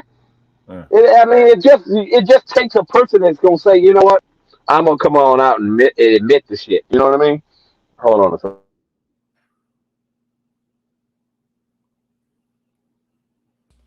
So okay now, according to the All pro right. wax. Yeah, yeah. Topic for tonight is basically white folks coming into the space to disparage black folks. Oh God! So that makes it just regular internet now. It's no longer Yeah, the it's black just man. Shit. it's shock value is Oh fuck! is playing like you one motherfucker and it's acting totally different. Why don't you think the What I sphere was attacks? I Why was I does it? was Why is I, it that you don't think the sphere attacks? why they don't attack this stuff? Yeah. The spirit itself, because the spirit itself is I don't know how I could say this without offending certain people. The spirit has very little solidarity. Oh, well, of course. Yeah. Yeah. Very little. That's Everybody wants to be the champion of the spear. right. They want to Right. be the person that reaches out to these hateful motherfuckers and try to see if there's some middle ground. You know, say, oh, they got some points about black men. Oh, they got some points. Like shit, but we're totally dismissive of any black man. We can be like that. Right. But then the desperation to let white people in the space to disparage black men, that really is a WS technique. When you're mad at one black man for saying nothing, punish black men as a collective. Or you're mad at one when you're mad at Nat Turner, just start killing black people, and Nat Turner return himself in. Yeah. To become wagon oil and lamp oil and shit like that. Bruh. Nat Grease. You know what I mean? Yeah, that bullshit. But it's the desperation is strong. When it is, you ever heard the saying things are gonna get a lot worse before they get a lot better? I say the same things gonna get a lot worse before they get a lot better. Yeah. This shit is about to get a lot worse. Look, we're going bizarro world, man. That's the thing. I suspected that to be the case. I think that whole September 11th thing, lit it up for me. It's like it was just something about that was a little bit off. You know what I'm saying? And the fact that all this shit started then, and it's like, okay, let's say it was some terrorists that did it. What the fuck they got to do with constricting your citizen sector to such a degree? They ain't the fucking terrorists, but no. Like, if anything, send more bombs over there to where you think. Look, here's the thing. I don't expect the more influential figures to sit up there and say, and carry the flaming sword for black men. I don't expect them to do that. I will never ask the more influential people to help me out in any kind of quest to take any kind of hateful diatribe out. Right. But like, it seems like a lot of the more influential people that are in despair try to justify those people's positions, no matter how egregious they are. Like I said, in the name of balance, or in the name of this mock fairness that no one ever shows us as black men. Like, I'm here to say, fuck that shit. That's all I'm saying. I'm here to say, fuck that shit. Well, y'all approach it as habitual line steppers. That's the thing. I think the habitual line steppers is a little bit more potent in the integrity, in the black man integrity that everyone has. That's also contained within the spirit, because y'all approach with the rawness and the real. The thing is, perhaps maybe that even somewhat purges some of that remaining stuff that's within the space, and it disrupts some things. Well, this is the problem. I said is people, like I said, they're trying to, I guess, guilt you and the crack into following a system, and unfortunately, the system has gone too far to one side to where people are saying, you know what? Well, fuck it, I don't want to be a part of the system, and they realize that hurts the system more than anything. Right. And just, like I said, if they want to, well, fine. If we can't, you shouldn't talk about people because of this, that, or the other. Well, look what type of people you're getting. I mean, and then now people are going to be like, you know what, fucking hell no, I'm just not going to be part of it. And they don't realize if enough people turn their back on the system, which is happening, that's the reason why this is their last ditch effort to maintain the status quo. Right. I mean, eventually, I say in another 10 years, we're gonna be back ranking on people real hard like we used to. It's going. You can see it's going that way already. Right. Because they're trying to make it to where now we're certain. There was always talk. I heard them talking about where certain states were sitting here saying, well, maybe we should, they don't want to be a part of this bullshit. Well, like, maybe we'll have certain areas that's going to spring up, and they're like, no, that shit don't fly here. We in the rest of people. I think that's part of what they're doing out here in Texas for, saying this whole non-license thing. Right. Oh, yeah. I mean, like, plain and simple. It's like, if I'm a criminal, they ain't gonna stop me. I mean, no offense. I was making good money when I was stealing my shit. Like I said, but when I was stealing, doing that shit, I was making real good money. Think about it. You making more than 3 times your friends. So you would think, why the hell were you taking money? But I found out that people were getting away, and I looked at it as I knew that I could take this money, and the worst thing would happen to me is I get a slap on the wrist the first time. Right. So I knew, okay, fine, I'm going to go ahead and do it. I'm just going to plan it out and make sure that when I first get caught, I just wrap it up and hang it up. The first time they let you go, You get a slap on the wrist, you find out $200-300 that day what I was doing, but they didn't know how much money I was stealing. Right. But and then after you realize, hey, I adapted to the situation, and then I realized that things were getting better. Okay, I mean, it's time to go ahead and nip that in the bud, shut it off. I don't want to be that type of person, But I mean, that what really want to stop me is that I didn't want to face the backlash. We're now back in the day. This is the problem. We're back in the day. You say, okay, these women know that they eating 10,000 Cinnabons or whatever. Then they sit up here. Well, back in the day, the backlash was, well, God dog, I don't want to be eating 10,000 Cinnabons because I'm gonna be overweight and then I'm gonna get dogged out in school. Yeah, but that's thinking logically. That's thinking logically. When you're dealing with a public that's charged with being emotional, like them the entirety of this public is, they're not going to think like that. Well, no, this is what I'm trying to say. But now this is what happened. Now you have taken away the cracking and bust down, so then now the advertisers can still advertise to you to get you these 10,000 Cinnabons because what? Your fat ass can't be talked about anymore. So that's one deterrent to stop you from eating 10,000. It's gone. The main deterrent to stop you from buying 10,000. You're still trying to look at a world that's become a bizarro world through a logical perspective. Nigga, this shit has become a bizarro world, bro. Your logic is not finna fit. No. Well, this is the problem. Well, the logic is actually there, but people don't realize it's underlying. And then it's underlined and it's called run by somebody crooked like me. Right. Yeah, shout out to Ika Jiaming in the chat. What's going on in Gilgami? Let's see, Indigenous TV. The guy's name was David West. I never forget. David West wasn't as nearly as egregious as Brian, but David West at least tried to sound somewhat sensible, but still, I just don't feel like a lot. I mean, defending his wife was his place, but if you're going to complain about him being over here, then turn around and do the same thing, no, it doesn't make much sense. Right, and that's that lack of integrity thing. You know what I mean? The thing is okay. So people be talking about the space. You know what I'm saying? The space. It's like, no, black men are built off of integrity. That is a key component to being a black man. And so in any place that we're going to place ourselves for whatever building occurs, through the whole barbershop thing. We call it barbershop, but that's just cultural. But when cats get together and they start, linking contexts and ideas, everyone starts being, a lot more positive, a lot more enriching, and they start seeing what they can build immediately like that. But there has to be integrity for that to take place.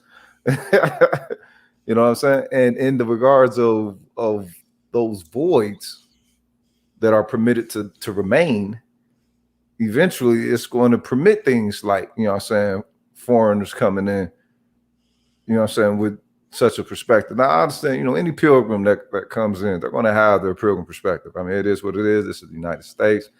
History has happened. Things have occurred as they have. It is what it is. But you can also tell when they're actually putting forth the genuine effort to be, somewhat more objective and possibly do have some points in their critique. You know what I mean? And this is coming from a motherfucker that's, straight up on the nat tip, axe tip, is what it is. But he still listen to, motherfucker make a good point, they make a good point. Shit, it is what it is. Yeah, well, I think that they're subject, as they say, our pilgrim, as you want to call them, they're subject to the influence and stuff like that from their surroundings too. I've seen I've worked with some white people, and they think that just because they paid you a certain amount of money, well, you got more working for me. I said, I might have got more working for you, but that don't mean it was enough. Mm-hmm. I mean, you still got a crackhead deal to me. I mean, it's just what it is. Don't sit and they think a lot of times they think that they're doing you a favor. And so, I mean, their perspective can sometimes be flawed just as much as the women. I mean, because think about it, a lot of white people they have no ideal of what the crap is until they deal with what their dealings with black people is really what they see on TV. Because a Right. lot of white people don't That really don't work. deal with black people like that, right? So they're used to seeing what they see on TV. So if Right. that's what they do, I mean, if they get that perspective from that, I mean, they're just they're just as blind in the system as anyone else. They're Right. probably, and the only bad thing with the You white gonna people, deal with some bullshit, bro. You just said right, just like that. but like I said, You understand if you select a black woman, you gonna deal with some amount of bullshit. That period. perfect unicorn bitch that everybody talking about don't motherfucking Don't exist. exist. Right. That woman don't exist. So No, period. she don't fucking exist. I hate to say that, but it's true.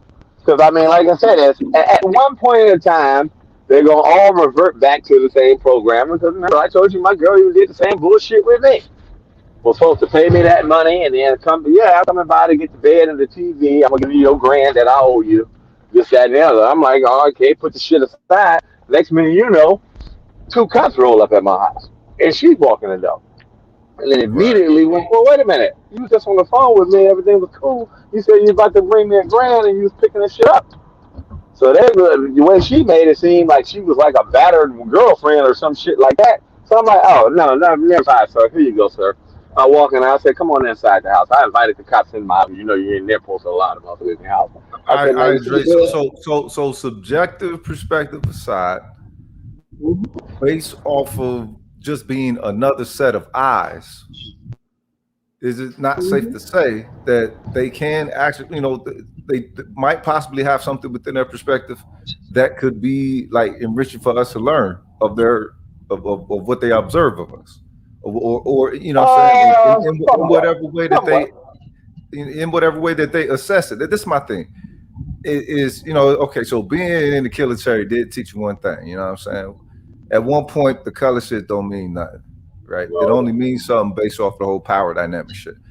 But when when the rubber meets the road, you know what I'm saying, and it's motherfucking wartime, you know what I'm saying, your ass, everybody's fighting for that motherfucking nation. It is what it is. You know what I'm saying? I can be anti-America all day, whatever, every day, but in that situation, that shit clicks like that, right?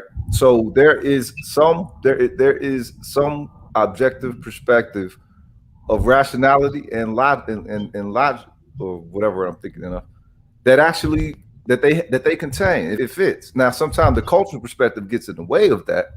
Yeah, I mean, and that's part of that whole character of white man speaks before tongue or whatever. So we got to be able to sift through that, but also know that these motherfuckers are arriving with that. That's the thing. Like, so a lot of black people don't like to, already put it out there as a prerequisite that comes with the Pilgrim's character. You know what I'm saying? And like to give them a benefit of doubt that they ain't earned. Well, of course, unfortunately, it's a lot of time too. That's unfortunately with our programming. A lot of us, if you really want to be smart, a lot of we give them something that they earn. And then sometimes, if you can find the right one, sometimes a good white person can put you in touch with people who can help you out. So, I mean, the problem for sitting up here saying that not all, I mean, sometimes a lot of them don't mean no harm, but they got a fucked up way of dealing with us because they don't know, they only know what they've been told. Right. And then a lot of white, especially the men, see, you got to be careful with the men because sometimes they carry the strength that comes with the foolishness. Right. And that's the problem. And they still got the overhaul right. They still got the overhaul white card that they can pull. That's what you got to be leery. Because I mean, like I said, I'm not gonna lie. I've had some white people hook me up with some people who, maybe if I would have played my cards right, these people could have changed my life. Right. I mean, like literally. And it was sometimes some white people a white dude put me on too. I told you that real estate dude that I knew. He was into like, let me see if I can do something about your got one of those that come to this space. We, I'm saying, just being black men, we should be able to tell if they're on, the up and up with, with whatever their breakdown is. And but you gotta depend on what they're trying to do. If they're coming to the space and basically they're only trying to get laid, you understand what I'm saying? Right, but getting laid through the context of denigrating us. Yeah, of course. A lot of people be like, get your money, get your paper, get your pussy. It is what it is. But it's like, wait a minute, if you gotta, you know what I'm saying, put us down to do so, you know, that's a dirty style of doing it. And you shouldn't get a pass with that. Look, no, you're not gonna get a pass. You get your ass beat if y'all somewhere in public. You wouldn't say that shit. You know what I mean? We already know that white people Right, wouldn't but say the that thing shit in is, public. we're not in public, but But these you're are alive. considered to be social situations, though. You know But what this is I'm the saying? problem, bro. This is the problem you're not factoring in. Okay, here's a question. If I can talk shit, make money about a group of motherfuckers who already been talked about, I mean, that's just like me running a scam. Hey, I'm running a scam. Is I'm just playing a game with my life, talking about black men because why? I'm getting a little paper and I'm getting free pussy. I mean, well, why not? Some people would take that risk all day. I mean, no, it's not morally right. But I mean, there's evil people out there. You got to realize that that's what motherfuckers gonna do. Okay, so in that regard, would the space be considered to be logical to retaliate on that? Oh yeah, of course. Because I I don't. noticed that's one thing that the space tries not to do. I know that they can retaliate. I'm not too sure about the history in the past because Mhm. I was introduced to the space through Sergeant Willie Pete. You know what I'm saying? You know, 2009 or whatever the fuck. And just observing and shit, right? So, and even then, I really didn't see cats really, you know what I'm saying, like going at anybody like that, like the cat who called Black women sucky. What's his homie name? Black Ram. Him, Tommy. Well, the problem is,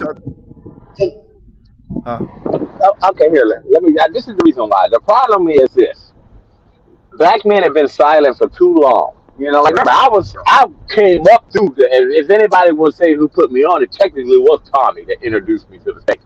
Remember, I used to work running shows for him. Okay, this is the problem. We've been the habitual shit owner where we've always, hey man, blame it on the black dude. It's gonna lie. It's funny, and we never had a voice.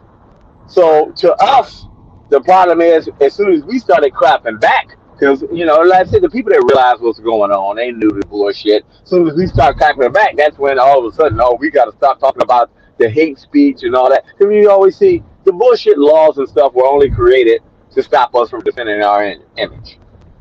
Basically, that's the way we can eliminate the ones we want to eliminate.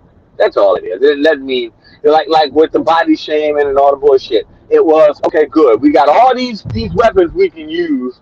It's like you put all these damn laws out here. These are all the laws. But if you notice, the only motherfuckers that we charge with these crimes is motherfuckers we want to get rid of. See what I'm talking about? Right. Right. That's exactly what they're doing. I mean, that's what it comes to everything as a whole. When you just step back and look at the bigger picture.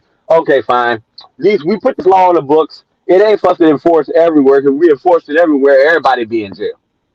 But if people we want to move out the world, so basically, you saying when things like this occur, then there is not to be any enforcement on part of cats from the space. That's who are the target of the misandry. No. The target is we are the target, right? But the problem is they don't want us to fire back. The problem is it's like the cause and effect. Like the problem with our police station. It's not that the fact that they're mad about the rioting. They're mad at shit about the rioting and the people burning up buildings and stop stealing shit. Well, why don't you handle a fucking call first? Right. You know what I mean? Like if you would have handled the motherfucker who threw his first stone, you wouldn't have to worry about 10 motherfuckers coming throwing 100 rocks. Right. You nip the problem in the bud.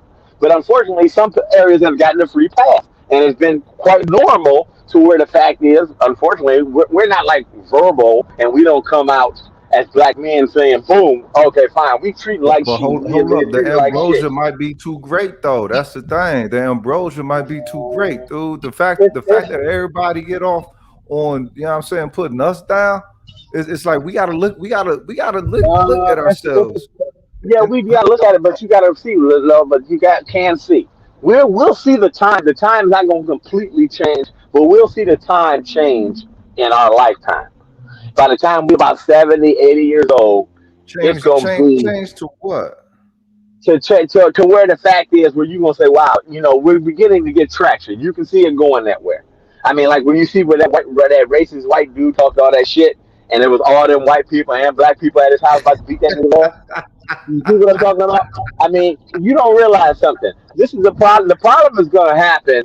It's going to take, I ain't going to lie, it's going to take a couple heads to get cracked. Once a couple people get roughed up, and then all of a sudden, you won't need no law change on the book. It's going to be like, yeah, motherfucker, it might be white people there, and they saw that white dude get his ass beat, but well, fuck it. I ain't see shit. You know, when police come, yeah, that white dude, he was talking shit, somebody beat his ass. What did it look like? I don't know. You know what I mean? You know what I mean? All I know is this guy right here was talking shit, this, that, and the other. What kind of car was he in? He was on a bicycle. There you go. You know what I mean? It's like, you know, they realize that it's coming because, too, a lot of white people realize, wait a minute, we don't want to be on the bad side of black people when the shit go down. Because the problem is they realize once the men sit up here and say, you know what, fuck it, we ain't gonna take this shit no more, and start knocking out people like that, that's just too much shit to fight. And so it's better to, as you say, become an ally. And a lot of younger white people, they are more allies than foes. You know, they're more logical. Well, hey man, you was talking shit, nigga. That's why you got your ass beat. It's just what it is. I've even seen white people where I've got into it from. And they be like, oh, man, we sorry. All their friends apologize because dude was acting drunk. And they be like, look, man, look, you know, we cool. Here's a couple $, or something. Can I buy you a drink? This, that.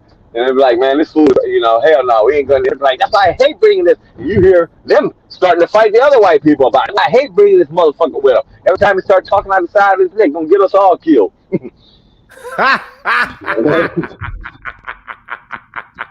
Oh, that's okay. Yeah, that's some pocket right there. That's in pocket. Right. Well, I've heard white people say, man, that's the problem is. I've heard white people say, we got some white friends that, yeah, they own it, and they will admit that they got friends that are kind of on that deal. You know, they know that, but it was like, you know, they're friends. It's a large part of their population. It's not a larger part that there's a larger part that are racist. There's a larger part that actually deals with like they're still cool with the racist people. That's more of a problem than anything. Instead, like right now, they're just starting to be fine to where it's like you knew this dude was racist, this, that, and the other, but you would never call it out. Where now it's like white people are starting to call other white people out. I've seen that a lot more, you know. Where they're actually calling them out and they say we ain't taking the shit or we ain't rolling with you no more. But see, that's the dangerous part because then they can do the job that you know what I'm saying the damn state's supposed to be doing. Well, but the problem is that and then the state ain't got to change none of this shit. You know what I'm saying? Or any of those authorized to be the enforcers of state order. Sure. Well, a lot of white people have turned to now. Because a lot of white people are starting to fall where they already know when they see some bullshit, and now they're starting to give more black people more. I mean, it's still bullshit benefited now, but now you're starting to get a little bit more. You can see the change. Where back in the day, I remember if a white man said it, you was done.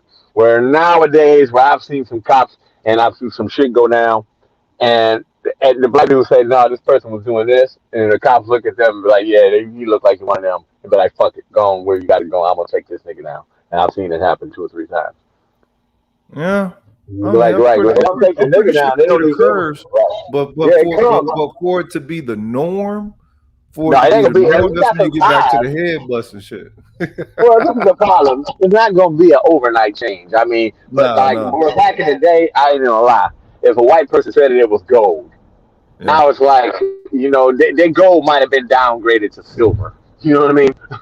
Maybe in the next 20 years, gold to be copper. You know what I mean? Silver to be copper. But I mean, like you said, they still got that. But you're starting to see a lot more logic because this is the problem is as the newer, younger generation comes in, they're used to dealing with more black people, this, that, and the other. They're getting phased out. You know, they're getting really phased out. And then a lot of them, to the fact is where a lot of them are even just speaking up saying, yeah, man, I don't even like to hang with certain people because of that shit. Right. You know, it's coming. It's like I said, it's a slow boil. It ain't like, I hate to say, it's not going to be no like you turn on the light switch and it's just over. No, it's just going to be a slow boil. And unfortunately, I thank God that black people are patient. God damn, this dude done got his lights on. Thank God, people are patient because with black people, it's unfortunately we got a long road ahead, and Oh, you're wait a gonna see minute. a lot Wait a more minute. Wait a backlash. minute. I don't think that's patience. Well, it's not patience, but You you think that understand what I'm characteristic of black people is patience? saying. Yeah, you know why? Why? I think the characteristics of us is why. If you look at what happens in anything political or anything, well, yeah, we're gonna do something for y'all, put it on the back burner, and then after everything gone, it might be 5, 10 years later. Where think about it, where I ain't gonna lie, I figured that the black women would have been at Kamala Harris's neck already. I mean, like literally, it's like, but So, they so, so, realized they so fucked either look, way. So the thing, that's more acquiescence. yeah, but trust me, when black women don't get what they want, they like you know what I mean? They like the shit in the water, you know what I mean? Well, I Yeah, mean, but They don't shoot, get what they want. they getting billions from Goldman Sachs. I mean, shit. But I hate to say, to them that ain't enough. You already know, like you give, that's the problem with giving a motherfucker free shit. The shit ain't never enough. I mean, but no, it ain't even the fact that it's the amount. It's the fact of the intent. That's almost equal to the fucking anti-Asian hate bill shit. It is actually specifically for them, and Goldman Sachs like, look, no, we're going to give black women 10 billion over 10 years. Like no one has ever. That's a precedent. No, it wasn't. But I sit here and laugh, but they don't realize. Like I said, as black men, we already know. We are as they say, what they call that dude? We're that X-Man, adapt to survive. You know, you underwater, you grow gills and all that shit. We already know. We just play the Oh, game. you talking about the one that died? Yeah, he didn't adapt to that one, but you understand what I'm saying. Right. Right. Well, this is the problem. We've adapted to survive so many times that they're trying to. They're gonna really push. I believe that they're gonna really push too hard to where the fact is it's gonna come out to where it's just gonna be so blunt and blatant that I mean something's gonna fracture. And the bad thing is they wasn't expecting this. They wasn't expecting white people to be on our side at all, and that's what's gonna help us more than anything. When it all boils down, it's gonna come down to with white people on our side. That's really gonna, the white people who do agree that that's really gonna give us a lot more traction. You know, because they don't realize this. The problem is that a lot of them they say I got white What? friends. Hold Yeah. up! Oh, whoa! What? What? White Yeah. people on our side is going to help the space gain traction. See, that's the problem right there. I don't want to rely on them for shit. We don't need to. We don't need to rely on them, but I will say that it will help. I mean, what is it gonna help though? Like, what's it gonna help? Well, it's gonna help. It's gonna help the state make better decisions in our favor when it could have been doing it from the jump. No. But think about this now. Say is you see as the manosphere is getting more mainstream attention. Yeah. Say you get a couple of big white shows start talking about, well, yeah, we have seen how black people are treated here, this, that, and the other, especially black men. If they come out, you know what, homie, they are whooping niggers out here like hotcakes. Right. Well, plain and simple. Weren't they the one that initiated the bullshit in the first place? I mean, it's a hell of a thing that they're trying to rely on. No, we're not relying on it. But this is the problem: is it's starting to gain. It's starting to get more eyeballs. And see, this is the fact is, as I said, is for them, they're gonna realize. White people will realize, well, fuck, because I'm not even gonna lie. If you really want to be bullshit, there's a way you can make more money even with that. Bro, what other eyeball they needed beside the George Floyd shit, fam? The whole world took a big gas behind that. If that don't get these motherfuckers motivated and moving, and it didn't. Ain't nothing. Okay, here's the question. Okay, there you go. Here's the question, dude. Come on now. Our attention span is so fucking little. I mean, like if you think about it, look at the shit. Look at the shit with that. The attention span was so damn little when it came to shit with Kamala Harris. You see, they just brushed that shit up under the rug. The fact is this. The fact is, what you're gonna have to do. You really want to get people on your side. You got to get another big company, especially by white people, to be like, no, fuck it, we on black people's side. You see how Nike made that move, but it's like, no, we standing with them. If a Nike to sit up here and make a move like that, Now what? Now what you need to do is get a TV station to say no. Fuck it, we ain't doing that shit. We gonna say that this is what it was. You get the Cosmopolitan coming out as more and more people, because some people realize too, it's even money in they because a lot of white people gonna realize what we don't look. You said Nike made that move. What move they made? You talking about with Shakira? No, with when Nike made that move, saying something. I remember they made a move that it caused a lot of white people to get pissed off at Nike. Oh, okay. Yeah, I can't remember. Are you talking about Kaepernick? Everybody been with Kaepernick, yeah, but they made that. Yeah, but they made some shoe deal with Kaepernick. Right, and that pissed a lot of white people off. But see, some white people say, well, fuck it. If these are the people I'm selling my shit to, why the fuck do I give a damn about you? And a lot of white companies look at 70% of my customers are black. So I hate to say what I want my customers to be happy so I can make more product. That's not plain and simple. Right. Go ahead. Hey, you know what was funny though? When like white people were like they had their Nikes on and they would set the shoes on fire while they were wearing the shoes. I was like, you dumbass motherfuckers. Like that shit be so funny. One dude did himself so bad they had to amputate his feet. Hey, he did it while they was on his feet. Yeah, he set them on fire while they was on his feet. Oh, and if you notice too, they was only buying. And what's the way? Because Nike looked at it as, well, motherfuckers, y'all ain't buying the shoes you really make a lot of money at. Y'all buying the bullshit shoes. I mean, you burning the bullshit Nikes that black people buy Nikes like them to wear around the house or to do the yard work. Those are the type of Nikes you burn. It wasn't like it was burning no Air Force Ones or no Jordans. Not like that. So they were saying, well, wait a minute, because companies gonna look at it as, I mean, plain and simple. I know I am. They gonna look at it as, well, wait a minute. I don't give a fuck who it is, as long as I'm getting paid. And a lot of white people gonna come out and say, yeah, man. They don't realize that what's gonna kill them more than anything we could ever do is when other white people turn on the white people. And that's what's going to hurt them more than anything else. Like for this cop to come out and testify, the result of injurious marketing. Right, and that's the problem. That's one of the things you start to see. And now you start to see where you see if you have to dig for the stories. You ain't gonna find them on front page news, but you can dig for the stories where certain cops ain't being. Oh no, they're showing this. Like there's a cop here that was trying to get back in. And they was like, hell no, he will never be a cop nowhere in this city. And even like the kid, the guy who shot Tamir Rice. There was a news article just on him. Now, if you had to go looking for it, that was like a week ago. And you think that would be in the mainstream media, but yeah, he was trying to be a cop. They still, no, hell no, you'll never. And like you see, they're trying. I mean, it's a drop in the bucket. We still got. It's like saying you broke ground. That's the only thing they did is broke ground. It ain't like they done built nothing, but they done broke ground. They stuck the shovel in the ground. Yeah. Now, I mean, it's got, by the time we see it, it will be about 70, 80 years old with 2 or 3 marbles left in our head. That I mean, we'll see the difference then. But it's coming. But it's like it's 20, 30 years from now.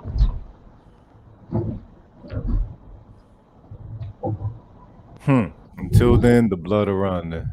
Oh yeah, well, I mean, unfortunately, I'm not even gonna lie. Well, white people actually know it because they realize. Well, one, I think the ortho. We need the one case that I think that everybody needs to pay attention is this with Ortho Wallace, the guy who shot the cop. Yeah, because I'm not even gonna lie, Ortho Wallace. I've been looking for more information on that. They keeping that shit low on the low. When was this? The guy who shot the cop and he got pulled over, he was sitting in his own area, and then they found him in a treehouse supposedly, and they're trying to say he was an extremer. Oh yeah, homie in Florida. But I'm not even gonna lie. We need a couple more cases like that. I think his case, if we get a couple more cases like Ortho Wallace, where somebody just capping cops when they act out of line, get 2 or 3 cases like that, gotta really end it. Because we need a case where the cops start acting up out of line. You really want to do is then the cops start acting out of line, and then the other cops arrest him on the spot. Man, that's what you need. Until that happens, let me tell you something. They probably beat the shit out of that dude in the cell right now. Yeah, I ain't gonna be surprised if he end up dead. But yeah, I ain't gonna lie. This the problem is, and this is the problem. They probably, if they're smart, they're protecting with all get out. Because if you Mhm. really want to get a case, they gotta make an airtight case and make it seem like this dude was a fool. And unfortunately, because I'm not even gonna lie, I always saw my death. I probably end up getting killed by a police officer because I'm one of those motherfuckers. I'm not gonna take shit, and I don't give a fuck about you their badge. So Same. I'd be the type of person that I probably would. Because I would fight a cop, and if I know that I ain't got the ground to do it, then I'm that type of person. I just come back and get you later. Because I'm one of those type of people. But to know that, hey, I should realize that another motherfucker stood up, that I'm not gonna lie, that makes me feel better. Because I always said that I would be the one who would. If you mess with one of my kids, I don't give a damn who you are. You come home, I'll be sitting in your house waiting for you. Right. It's just what it is. I mean, and plain and simple. People look, hey, Judge, you died for nothing. No, yeah, trust me. I deterred some people from doing what because they realized I might have a dude like Judge. Like even the people that date my kids know. Will let you know, yeah, going like this. I'm one of them type of dudes. You But say see, some bullshit, I you try to agree get my with son you. caught up or my daughter caught up in some shit. I said I have no problem with laying my life down for what's right. I agree with you on that one, especially in the aspect of, you know what I'm saying, more of them mercs who are out of pocket need to be getting popped. And but also it usually okay, so some like larger scale things like that don't get support.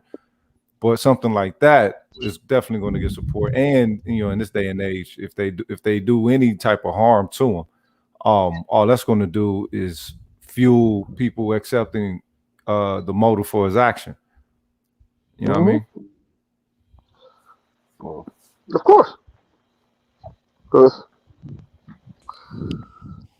I mean, a lot of people are just scared to say that. But I mean, like like with me when they was rioting and all that stuff, they was like, "Oh, Dre, you going down there?" I said, "No." I said, "Why is that?" I said, "They're attacking property." I said, "Well, what do you Mhm. mean?" I said, "Call me when it's time to beat somebody's ass." I said, Facts. "Well, really?" I said, "If you really want," I said, "Now, if you were saying we was going to that white dude's house, oh yeah, but I would have probably got arrested that day because Hmm. I would have made sure I would have said anything I could to make that dude fight." I'm not that type of person. I don't like inanimate objects, but I don't mind fighting. I love to fight. That's me. See, I'm the enforcer type dude like that. Call me when it's time to actually. I When mean, it's time to when it's clean up. time to actually touch somebody. Yeah. If we ain't touching them, I don't want to go. Like people know that. Hey, well, I said I'll be fighting because I want to turn the gases off. I want to leave I the got phone this in the bounty, car. man. I don't Right, know how right. to chop it up. What we gotta do? Hey, call Dre. Right. Call Oh, that's Dre. He all don't great. mind Right. getting All bloody. great. I tell you, I could. Right. Unfortunately, I hate to say that, but it's true. I don't mind that. Like even my family know Yeah. when somebody triggered me, first thing, oh no, they grab me first. Cause no, wait a minute, we talking shit? God says I take that as a threat. I'm gonna let you know when you make a statement like that. I take that as a threat, man. Are you Yeah. threatening me? I said, Yeah. because that's all it takes. Are you threatening me? Because we threatening me, we going to do something. That's it. We ain't no talking, no this, that, and the other. No. Oh, I said, and then they make a comment. Oh, there you go. Music to my ears. No matter what, now we fighting. Fuck you, fuck your mom, I'm going to kill your kid, this, that, and the other. Whatever it takes, we about to fight. Either do They go that or berserker. go fight. Oh, that well, see, I say anything. See, that's one of the reasons why I think that a person should not always be judged on 2 or 3 minutes. Because when I want to get a person to fight, I'm liable to say anything. Especially when you don't cross that line, and I'm gonna try to make you fight right there in public. You talk shit in public, I'm gonna make you. I want to say I'm one of those ones. I want to make you get your ass beat in public. So I'm gonna say Had to whatever it act takes. right where Right, it right. is. Well, this is the problem. Hey, Ground man, you zero. talking shit in public, right? I'm one of them gonna Mhm. tell you, man. Write a check, your ass can cash it. As you see, Yep. I act the same Well, way. you You see, with the truth, I've huh? heard with people next to me, and I be out in public. As you see, I don't. Just the same way I act online is the same way I act. Period. How I the know fuck that you ain't somebody going to can the knock me out. military, dog? How the fuck you ain't going to the If I military, was nigga? if I was in the military, they probably hate me. I'd probably be one of them people that was No, nigga, your body count be higher than the motherfucker. You be beloved. right. The problem is this. This is the problem is I don't like to. This is the problem. I do function that way, and I don't mind beating somebody's ass or hurting somebody, as they say. But I do have rules to which Yeah, I yeah, it's live by. principle to it. It's That principle I to it. have to have I hate to say something. I ain't going off killing off nobody else. Nobody that somebody's word said. They ain't gonna do it. I mean, plain and simple. I'm becoming one of those ones. I look at both sides. Hey, okay, fine. You want to put my son in say a ending debt loop where he's got to fight a bullshit case where he knows it should never been. Oh no, we'll go ahead. Lord, since my son got to go through all the bullshit and take it back, I'm just gonna go in and beat the shit out of your ass. Yeah, I know I'm gonna catch a case at it, but hey, if it's bad enough, maybe I end you. Right. I mean, I know how to get. I mean, I know some things that I can do already. So if Casper takes that perspective with protecting the space from the new I guess the new resurgence of the pro-blacks going at it, you know what I'm saying, chicks going at it, foreigners going at it, and also people who are actually now within the space's algorithm simply because they are talking of topics utilizing, you know what I'm saying, space rhetoric and ideology, you know what I'm saying, but lacing it with their own and still being able to lace it with some misandry, with some blackmail misandry talk. Well, unfortunately, this is the problem is there is, as long as there is as a person that will sit down and watch the bullshit, there'll always be somebody to make it. See, you realize that advertisers, and I believe what's going to happen is we're going to see a big downturn, I say, coming. And like all the damn rules that they have where you can't do this, eventually somebody's going to come and those rules are going to go away.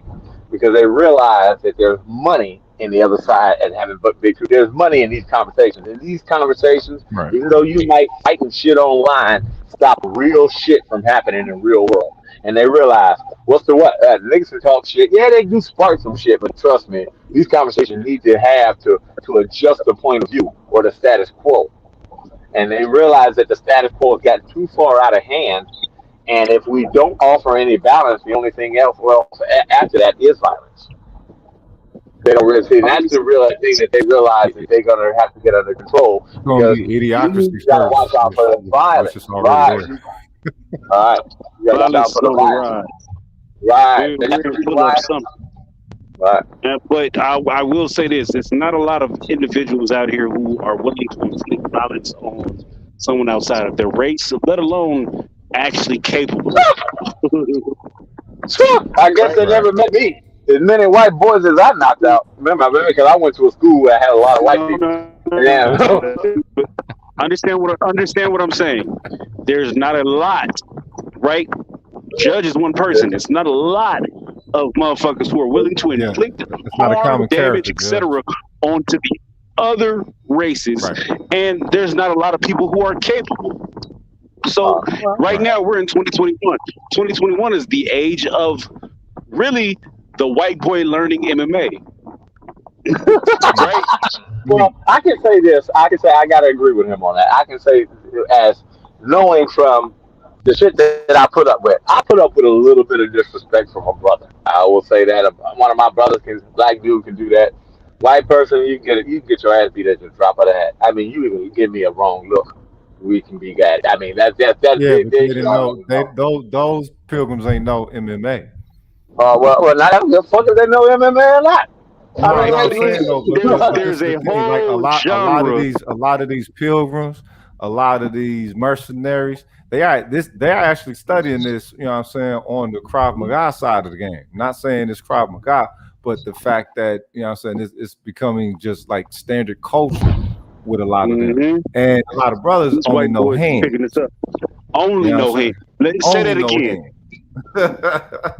These niggas only know hands, and only know hands to a certain extent, which will still get you fucked up. Yeah. Because niggas know slap boxing, not actual boxing, right? When a nigga knows legitimized boxing, it's a problem. You can see that the world over. You see that in the heavyweight division. You see that in the light heavyweight division. You see that with Floyd Mayweather. Niggas get in there, and when they actually put their mind to it, it's a problem for you motherfuckers. But the majority of these black folks out here don't know how to actually throw a fight. Oh, of course not. You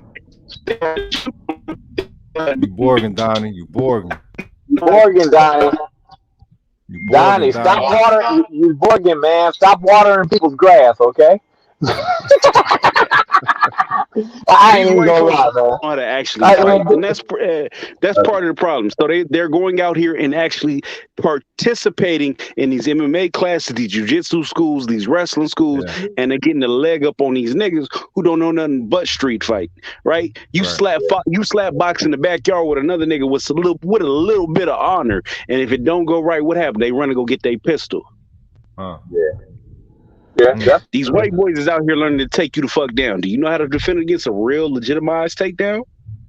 Facts. no. You got to real like I said. Oh, definitely. Like I already know. I mean, I wouldn't say just because he's white that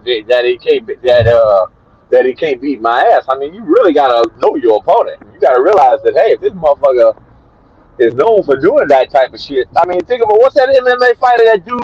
He got him down. He said, "I want to beat the shit out of his ass," and he was never known as that. As soon as he got the dude down, tied his ass out, beat the shit out of him. And I was just like, "Damn," you know. But he was I never mean, but known for punching. the thing He's is, known for his MMA takedown. does have its limitations, though. That's the Yeah. thing. You know what I'm saying? A lot of people learning MMA, they don't understand that they're still learning a structured system, and in those engagements within public, ain't no structure to it. You know what I'm saying? A lot of people don't be looking for. I mean, they'll look for a low kick. You know what I'm saying? But they won't look for a side kick to the knee. You know what I'm saying? Especially these mercenaries. You know what I'm saying? These cat, you see these cats walk around, you know, be all worded out and shit. Was it And mercenary? yeah, I mean, what it is, they some straight up mercs. And so Well, that's what got me too. As a young person, I never knew that why motherfuckers could see. People say, "Well, Dre, you would fight that dude. He bigger than you." Yeah. First thing I'm gonna do, I'm gonna hit him in his knee. And they say, "Why the fuck you?" I hit him in his knee first. I said, "Why?" Because then I have more speed. I got more speed than him. And as long as the motherfucker don't grab me, I'm cool. Well, that's the thing. A lot of people don't understand what a fight is. Like I ain't the baddest motherfucker, but if you ain't out for the blood, you ain't gonna win with me. If you out for blood, then you might have a chance. If you don't mind taking the life, you might have a chance. But if that ain't the case, you put him down. If you fight, you get into a street fight, you got to make sure that motherfucker don't get back up. Period. If he get back up, remember I told you about the story of my kid in school. Let alone he could get up, beat the shit out your ass. But also, if the motherfucker can get up and get to his car and get his shit. See, that's the problem with the fact when it comes to the street fight. They come back with his gun, with his knife, whatever. You know what I mean? That's what it is. And you really, you know, as I say, first, like I said, I've won every fight I've been into, been knocked out before, definitely have. But hey, man, I'm one of those ones. Hey, we gonna see what you can do. look. You live and learn, and one thing that I've learned: when you get older, you get better. So a lot of people think that, you know, so you get up in age and you know what I'm saying, your capability is lost. It's like, nah, your shit is just shifted. So while I was in my young age, I did, you know what I'm saying, everybody take losses and everything. But you live and learn, and you can find that shit across the board. And now, you know what I'm saying, in 40s, you got to be just as a bad a motherfucker to get me. Ain't no slipping. I make sure all my fucking, you know what I'm saying, nooks and crannies is covered. Them T's and I's is dotted up in this motherfucker now. Well, I know already. You know, you can tell already. You should size up your opponent well. Like at 40, I damn know. Like playing like me at 40 years old, I know I wouldn't even talk shit to a 22-year-old. Right. If he doing bullshit that I try to come at him with wisdom, especially a young black man, because this is the problem is, in our age group, we'll fight and just do all that shit. That shit cool. These young dudes, they just blasting too easy. Like I'm out now, and I see everybody there. You know, so many people with a gun and so many people carrying guns that they ain't supposed to have. These young cats, yeah, man. I mean, like literally in our city, they're talking about they got gunshot detection things. The damn thing's going off like 4 or 5 times a night. Niggas getting shot over dumb shit. Yeah, I mean, it's always dumb shit. And I mean, these niggas right now. I think part of that issue is that when it comes to discipline, we in the aspect of physical discipline, we only tend to adhere to sports. Niggas that work all day on, you know what I'm saying, doing sports and shit, and put themselves in regiments. It's discipline, but it's discipline to be entertaining. Motherfuckers forget nigga, sports is entertainment first and fucking foremost. So in an aspect of placing discipline upon yourself, why not get one that's a little bit more instrumental overall? You know what I'm saying? If motherfuckers were to actually take on a value of martial arts discipline, you have any idea what percentage of bullshit would be cut out of the community? Definitely. Well, but unfortunately, the main thing that it's hard to get through to the younger generation, because like I said, I was one of those ones. Main thing we was worried about at that age, having fun, getting laid. I mean, it's hard to get through to them. Yes, it helps if they have a sport or something like that, because any type of structure gives discipline. I mean, if you ever notice, even if you move into a house with a chick and it's around a guy that's constantly there, once you get used to doing a certain routine, certain other things fall in line. Certain things the kids were doing, they stopped doing. A structure always helps. Period. No matter what it is. Right. All right. Son is Hot Rod. Thank you for the super chat. He says, agreed, Donnie and Son. Black men rely too heavily on raw natural strength, whereas other groups are training for combat, so they'll have no problem encountering us. So we need to take fighting seriously. Facts. Definitely. Well, definitely. I mean, like plain and simple, you really need to do that. And I ain't gonna lie, we should definitely get back to more of the hand-to-hand combat instead of always running out here with a damn gun. It's always 55,000 niggas. That's what I say. Niggas can always stand outside the gas station. I dipped off from the conversation. I had to have some minutes real quick, but I'll say this: you had to water some grass, did you? No. I got a homeboy, and I'm actually still dealing with the fallout. So I brought him on my show. I brought him on Roger's show. He's dealing with a custody dispute based on he's raised his niece since she was 3. I've known the little girl since she was 3. I was 17 when I met the little girl. And the mother got married to his older brother. The older brother ain't shit nigga. The mother's ain't shit bitch. Right. So there's a bad situation. But my best friend from high school, he basically raised the little girl and the kids that came afterwards, right? Right. So long story short, it's a custody dispute, and everything that went with that. Hold on 1 second. Damn. Yeah. So whole custody dispute that went with that shit and everything else. The little girl was being molested. It's fucking terrible. Man. He found out their siblings testified that the little girl was being molested. The little girl said she was being molested. It was a whole fucking situation. The judge in this situation decided that the mother still needed to have custody. Ain't that a bitch? They do it all the time. So he gets visitational right? So I've never seen this in my own personal life to where something horrendous like this has actually occurred, which tells me that the criminal justice system really ain't shit. But I do understand to a certain extent because he is not that little girl's biological uncle. He is not an uncle by blood.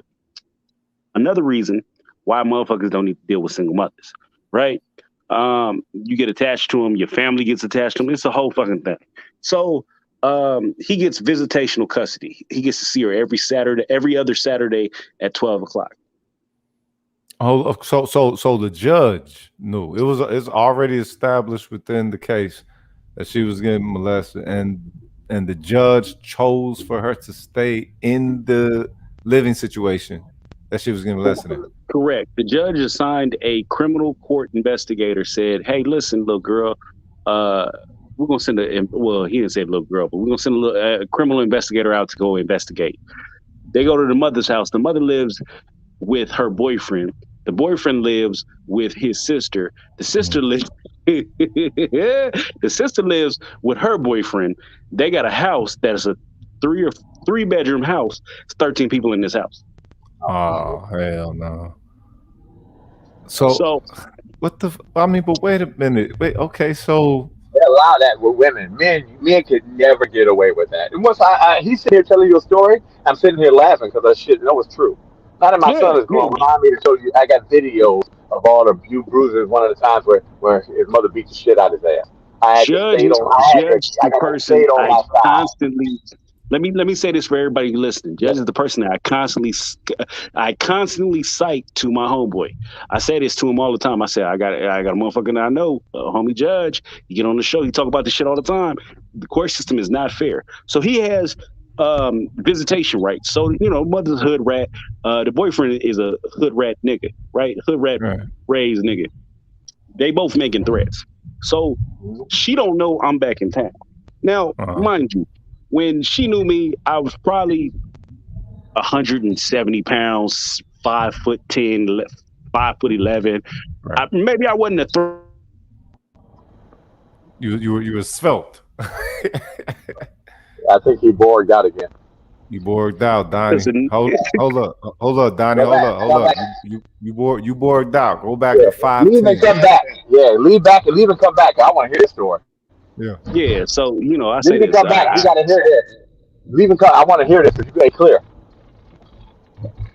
Yeah, so, man, get him back in here real quick, man. Because man, that's that shit. I tell you, like I got videos.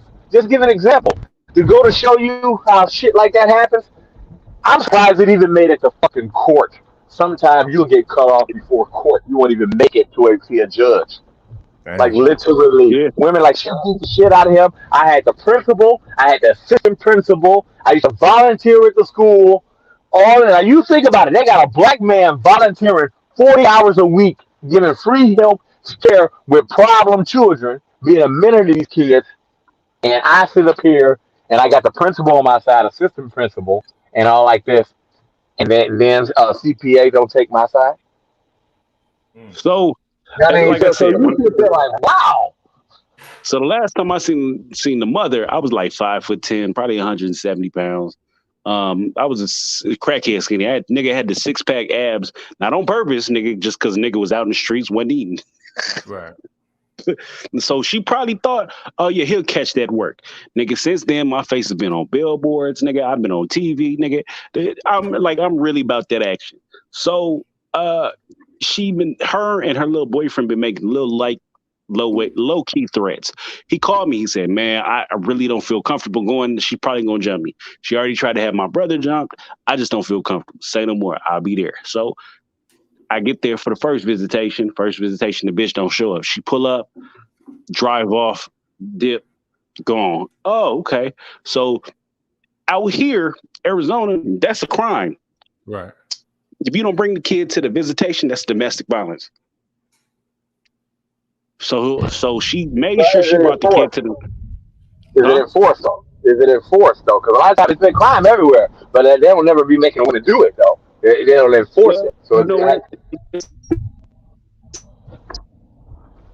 Damn, he borging again. Damn, man. Can you He give in the it? desert.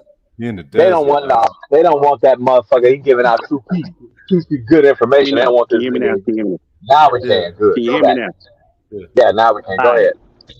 So this is week 2. So I caught a flight, came in at 11:30. The visitation is at 12. This nigga caught up late. He still was running out there. So he get there about 12:20. I get there at 12:10. I get there, roll in. I see the little girl. Now I ain't seen this little girl in probably 8, 9, 10 years. Little girl is grown. Booty shorts on, tattoos. She's 17. 17, she got a mental disability. So technically, she really got the mind of a 14, 15-year-old. Right. Damn. So I see her. I'm on the phone with her. I say, fam, what you want to do? You want me to holler at her, tell her to stay, hold on? What you want to do? I don't want them to know that you there. Just wait. Nah, nigga, let me just say something to her so that she stays. Oh, no. So, all right, cool. So she started walking.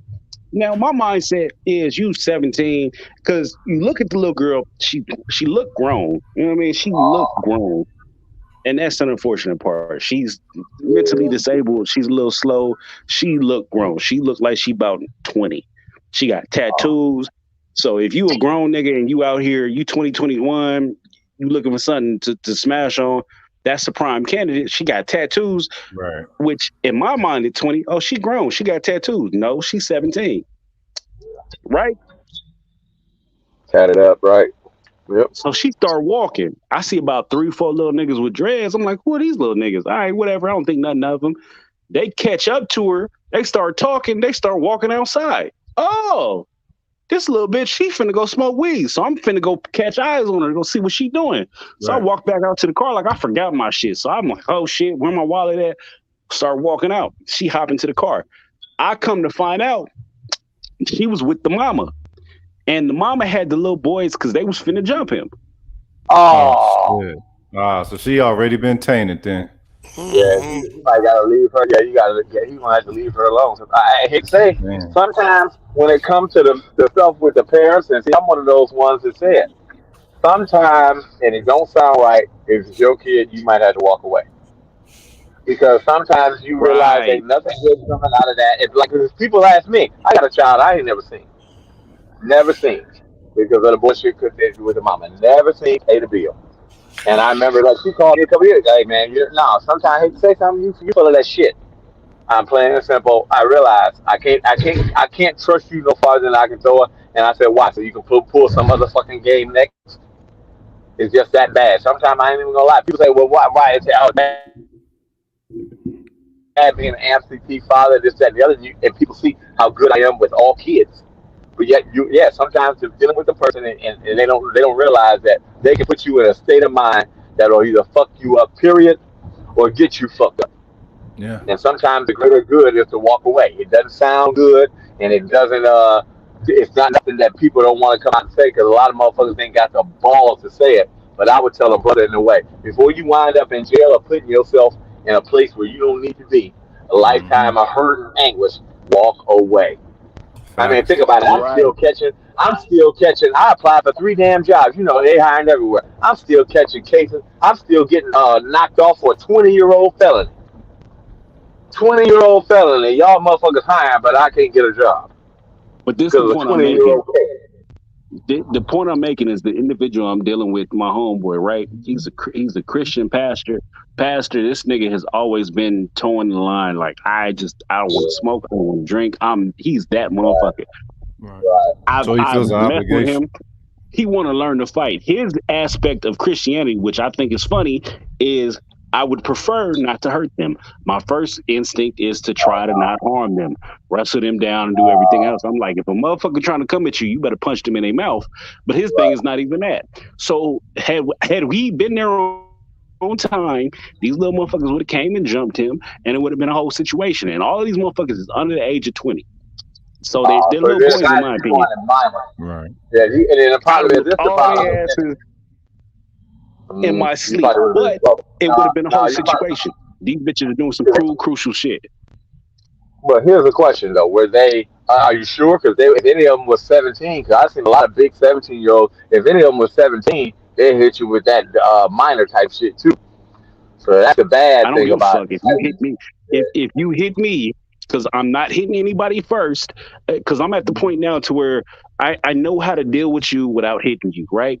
So if you're 17, I'm going to put my hand up with the universal stop sign, and if I see a punch coming, I'm smooth enough to hit you in the mouth, not hit that, put you down on the ground, and then keep rolling. So Very that's good. what that would have Master. been. That's why I was telling. That's why I was saying. When you get older, you get better. You know what I'm Yeah, saying? right. It's the same sequence of, you know what I'm saying, back in the day, you know what I'm saying, I don't know, some cartoon had it. And you know, they had people in Leavenworth breaking up rocks. You know what I'm saying? Mhm. Big sledgehammers, muscle bound motherfuckers breaking up rocks. But then you got the old motherfucker who come through, you know what I'm saying, You know where grab to the hit that boxing motherfucker. style with a little bitty hammer, a little bitty rock hammer. Tap that bitch 3 times, big boulders is exploding. I just went into a Sanders school Yeah. and the motherfuckers was in there training. And I said, listen, let me show you something. And believe me, I'm completely out of shape. I know I'm completely out of shape because I went in this motherfucker and I just didn't have the wind to go with them. But in the 30 seconds I was active, that 30 seconds they paid for. You know what I'm saying? Right. And it was enough to let me know, oh, yeah, motherfucker, I get into it with in the street, got some shit to pay for. Facts. Because the thing is it becomes written. It becomes written within the principle of the person, the character of the person. It's not, you know, it's what I used to learn. They said, look, everything is kung fu. It ain't just the fighting. It ain't just throwing punch. It ain't just kicks. It ain't just, you know what I'm saying, stance, whatever. It's in everything you do. And I didn't notice that until I started noticing that, all right, wait a minute. I'm putting combat precision into like the basic shit. Like go out there, mow the yard, and you mow the yard, and you like, all right, well, let me just focus on it. You know, have you seen those people who draw, and they'll do the same drawing 3 times in a row. They'll spend 30 seconds on it, then they'll spend 3 minutes on it, then they'll spend 30 minutes on it, drawing the same thing. And you notice that, okay, it's just with time plus precision equals what? Ease of a masterpiece, perhaps, or a more streamlined projection of the craft or something. You know what I mean? So that's why the samurai did the calligraphy. The calligraphy showed these motherfuckers timing, right? Because you have to have a certain level of timing to draw. You can't just do one smooth line and take 20 minutes. You doing this line, and then you would figure out where your stroke was at and then adjust to do that movement. Right. So Conor McGregor is a prime example, even though he just took this L. When he fought Jose Aldo was really the better candidate, but this nigga knew what Jose Aldo's first couple moves was. Why? Because he studied the footage and he had the mentality of an older nigga. So he said Jose Aldo's gonna come out with this. He hit that nigga. Jose Aldo went to sleep. This was a hungry nigga from the barrios, nigga, from the favelas, nigga.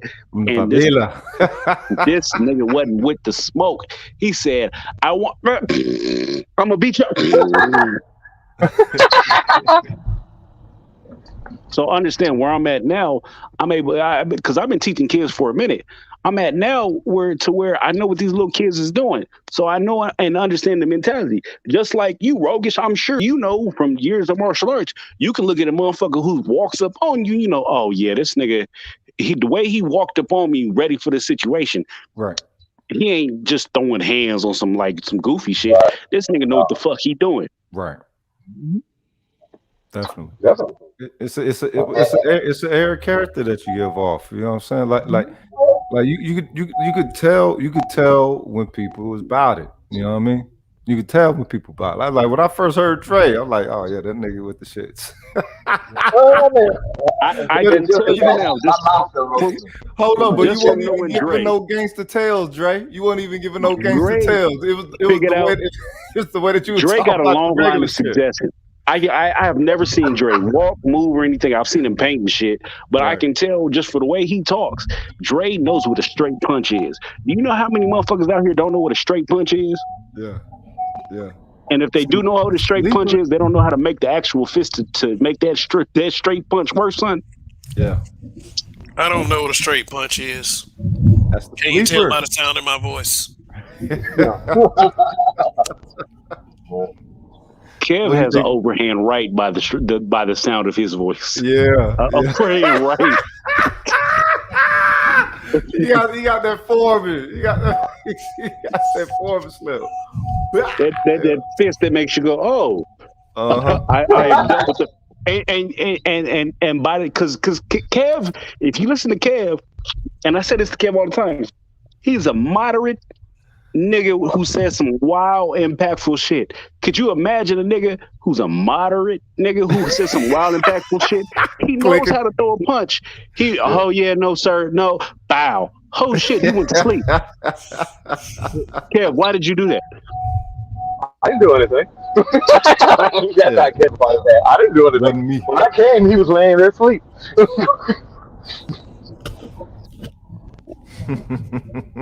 The number one thing that I do to niggas is I throw up my right hand. I throw it straight up in the air.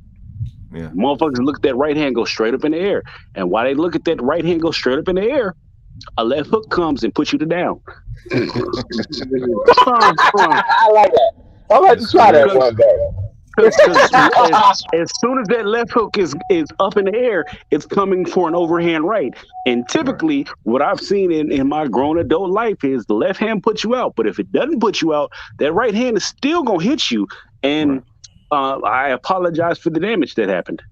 and it's usually coming from the more dominant side. So even if the chambering might be off with it, the accuracy is going to be a little bit greater. Yeah. Well, they say that you hit It's a harder fact. with the hand you can't write with. Have you ever heard of that? Oh yeah, yeah. You ever shoot? You ever try to shoot a basketball with the hand you don't shoot with? Look at the amount of fucking precision you put into it. You put everything is focused every I don't time know. on So- the shot. I think I now know here's from the question: for a when it comes fact. to the hit with the opposite hand, I think that the right hurts more because when you're hit with the right, it's on your left side. So what You ends know up what I happening, mean? and I think I so. know I think this the from right doing. hurts more. So I know this from doing Thai boxing. So my first year in Thai boxing, I was of the stupid mindset that I could do more with my right hand. So I left that as my jab. So I fought southpaw. So for the whole year, I fought southpaw. I went in there, I trained, I did everything, and they wouldn't let me spar. They let me spar here and there, but they wouldn't really let me spar. Right. So I was like, okay, this is crazy. Whatever it is, and probably about the eighth, 9th month, they figured out. They was like, so you write with your right hand? I was like, yeah. So you're right-handed? Yeah, you're standing wrong. And immediately they was like, yeah, get him in the ring, because they switched it up. So let me say this: when I switched to being right-handed and orthodox, it was a nightmare for motherfuckers because I was hitting them so crazy, so hard with my left because I was training my dominant hand. And then when I got to my dominant hand, your mind mentally, the pathways are still there. It just switches sides, and your right hand is that much stronger. So there's a difference there. It's the focus. It's the neural connectors that are created during the process. That's why they say trust in the process, because it's not only about what it is that you're training for. It's going to result in overall higher neural capacity. Right. That is very, very smooth and eloquent the way you put that. And that's what it is. There's a lot of motherfuckers who just don't understand what fighting is. So I've seen a lot of these motherfucking cats out here who fought. Like in Philly, I fought a lot. Going to the club and doing stupid shit. Why? Because motherfuckers is just pushing it. So I'm that much farther ahead. I've been to the gyms out in Philly. Motherfuckers want to brawl. I think that's just the East Coast thing. They like to brawl, but the dynamic is once you know what the fuck you're doing, you shut all that shit down. So these wild punches. Think about it like this: if you were to throw a hook or a haymaker, which is what most people throw. People throw haymakers, right? They don't know how to fight. They throw a haymaker. What's going to take more time, a haymaker or my straight right? Oh, the haymaker all day. So you think I call haymakers Hail Marys. So you think okay, so you think that the haymaker is going to take more time than the straight, and that is a very valid assumption, right? Assessment, etc. Because you're going to go from point A to point B, then to point C. Meanwhile, I'm skipping point B. I'm going from A to Z. Boom. Straight to Z, yeah. And that's the thing when it comes to that, most folks aren't ready to guard against a solid jab. They can't do it. And I've seen solid jabs piece motherfuckers apart. You know what I'm saying? Where you don't need nothing else. You know what I'm saying? Because eventually after like four to five solid jabs, motherfuckers start to rethink things. And that's what that's what I want them to do. It don't even got to be solid jabs. It just got to be touch your face jabs. I put it like this.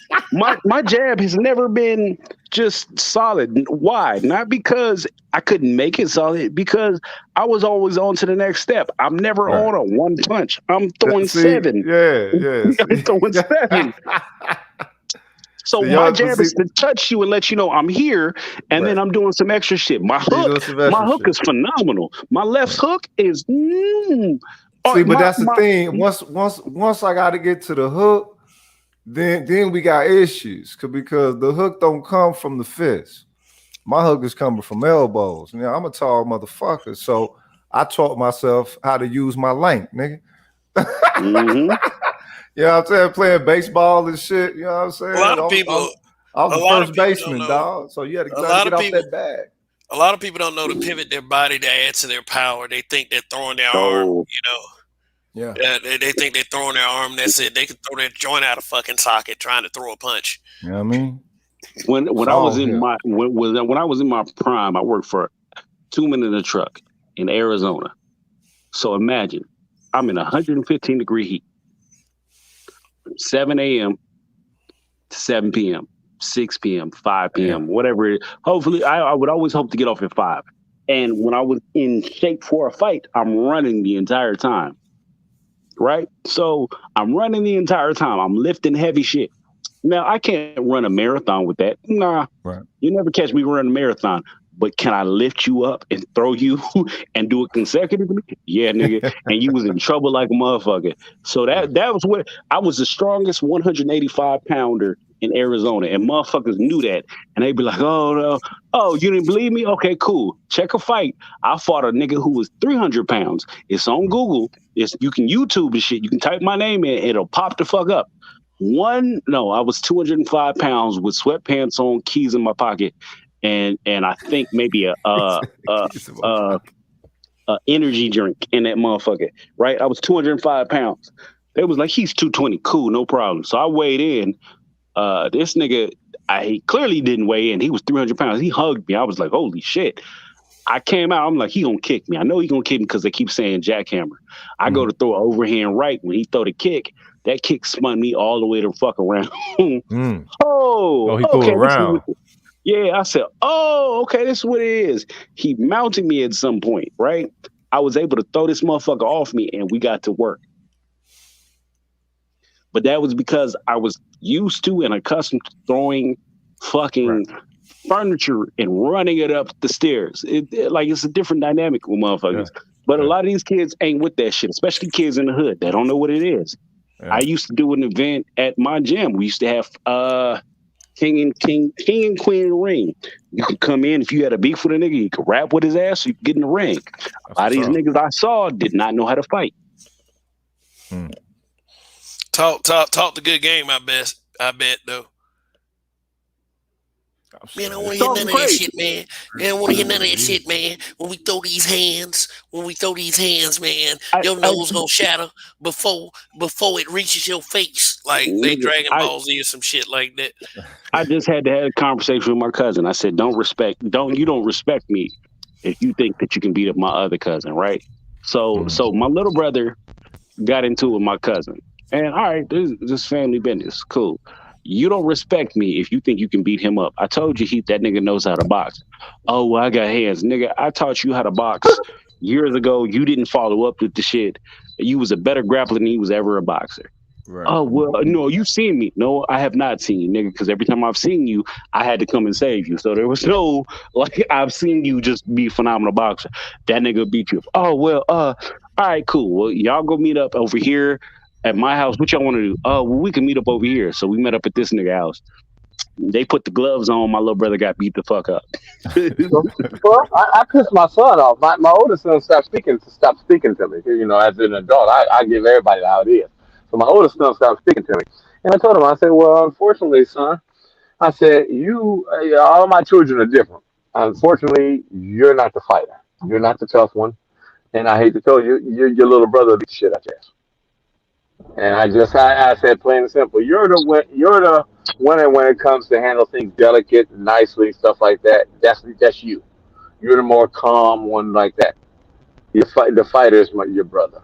Your brother that's why I need to learn how to fight. Not right. That's what I said. Well, my oldest son, he's always been intelligence has got him out. He's not never been a fighter. But I told him, I said, this is the problem is I said, your brother, I'm out the floor with you. I said, to come from a background to where, I mean, no offense, he's been getting hit all his life. He's taken so much abuse from his parents and stuff like that. He can take a hit. I said, just give an example. I told you. I said, I remember that time when you manned up that time and I hit you. I can tell the difference on behind it. First, you took the hit and you was down for the count. I said, your brother took the hit and said, I'm sorry, Dad. Right. I said, that plays a strong difference. I remember fighting. I fought a Tongan cat. The Tongan cat, this nigga, he was a better boxer than me at the time. He not now. I destroyed that nigga. But anyway, he was a better boxer at the time. That nigga hit me with a hook. My first reaction was to grab this nigga and clinch, and I threw knees. Bow, bow, bow. That nigga, I let go of the clinch. He looked at me and smiled. What do you think happened with me? I'm not a soft nigga. I grabbed his ass and went and continued to clinch, and there was no more smile on his face. Right. But I mean, it's just the fact that I know I've been, it's it. You look at it and say, hey, man, and my oldest son was pissed. I said, I ain't gonna lie. I said, don't never get in a fight with your brother. He beat the shit out your ass. I said, this is the problem. Your brother was raised more with me. I said, the fact is this. Your brother knows the rules of fighting, and I always said is this. I said, he's been in more fights in school, got more experience. He's much tougher than you are mentally. And I said, unfortunately, my youngest son is so tough, more tough mentally. When I told you, he's the one I said, if he was on Mars, hey man, we messed up, guys. You got to spend another year on Mars. We'll be back to get you next year. My youngest son would be like, cool. Where my oldest son would be like, what? How the hell y'all mess? Oh man, I don't want. My youngest son would be like, don't even worry about it. We cool. Like, well, you only got 6 months of food. We'll ration that shit out. We'll be all right. That shit make a difference with these kids. Yeah, my son almost 2. My son got bit the other day, and I was like, oh, it's time to start teaching this nigga boxing. My wife got it into an uproar and into this whole thing, and I'm like, listen, I don't give a fuck. Ain't nobody finna bite him. It's a wrap. Why is it that women don't think the boys need to know how to fight no more? Like, what? They don't want them to fight on the basis of getting in trouble in school. My thing is, if you get into trouble in school, I will deal with that shit. Yeah. Right. Like, look, remember my son called me in the principal's office. We have you on speakerphone, Calvin's in there. Yes, your son was in a fight today, and then he wouldn't. He said that he didn't stop fighting until we pulled him off him. I said, and that's what he's supposed to do. Yeah. I said, what? I said, what happened, son? I said, did you kick his ass? Well, why would you say? I said, well, plain and simple. Somebody going home hurt, it ain't gonna be. I'll be right back. I mean, what I told her right in front of the thing, hey man, it was a fight intimate. You already know when a fight. I told her, well, he hit the dude first. I asked my son, I said, was the fight imminent? When people get up in your face or people talk like they're gonna fight, you just go ahead and throw that first blow. It don't matter. We used to do, no, he hit you first. No, motherfucker. If a fight is, you know when a fight's about to happen. If you think the nigga might have a little bit more skills than you, go right ahead and hit first, because that may be the only hit you get. Right. I mean, you're going to a fight anyway. I said you might hit him with a one-hitter quitter. Yeah, I said, so that's the thing. If it's gonna be a fight anyway, you might as well. Right, might as well. When motherfuckers standing around, you know they're already about to fight. When motherfuckers, go ahead and go first. I said, if the fight is intimate, I said, y'all should already know. My son knows he fights first. I said, you go ahead and swing first. Well, he wouldn't stop until we grab. I said, that's what he's supposed to do. I said, because plain and simple. He said, my son said, I told him, I said, if he didn't beat his ass, then I'm going to come home. He going to get his ass beat when he come home. So is it safe to say that that's actually being bred? No, it ain't. Yes, it's definitely. A lot of people, I ain't going to lie, a lot of people are really soft. Because when I was talking to the principal a couple times, he got into a fight. Yeah. And I told him, well, we can't, because now they want to be, we can't tell you the other student's name. Well, I can't talk to the parents, this, that, and the other. I said, well, fuck, if y'all want to do like that, then y'all motherfuckers. I told him right in front of the principal, anybody step in your way, just knock your fucking ass out. And they looked at me, what? I said, well, you should already know. I graduated from this school, so I already know what it is. You can check his dad's record. So that means that they're teaching them not to fight. Yeah, but see, that's the thing. It can't be a vacuum. So while they're teaching them not to fight, they're also teaching them, you know what I'm saying, something else, like in an aspect of like being the bigger person. Or something, right? So let me finish with this one. That brings me back to what the context of the show is about. In an aspect of, okay, now it's cool. You got all these foreign people now, who wasn't in the space, you know what I'm saying, being misandric and everything. Some of them are black men, some of them, you know what I'm saying, pilgrims, you know what I'm saying, a lot of them are sisters and everything. In the aspect of fighting or being the bigger person, you know what I'm saying, what's the best thing to do? Because people been being the bigger person and, you know what I'm saying, water off a duck back and all of those shit, or they wouldn't say this in our face, but that ain't stopping them from having influence within the reality just through that word being able to be there.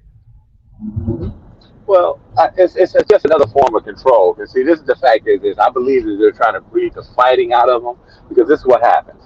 If you fight for something, fighting is we call standing up for something that you believe in. And when you stand up for to a person or whatever, and you put your mind, your safety, and stuff on the line, they realize that wait a minute, if people fight back and they'll fight for what they believe in, that creates a different type of individual that is harder to control. That's the reason why they want to make it seem like fighting is so barbaric, but they realize no, it's just another form of control to make it to where they can control you. And that's really what it had nothing to do with that. It's more of a if we create a more docile group of individuals, it's easier for a person to reign power over. Right, definitely, You definitely. never But in the creation I'm of that taking your money. docility, what is but that's the most important Control. part is in the creation of the docility.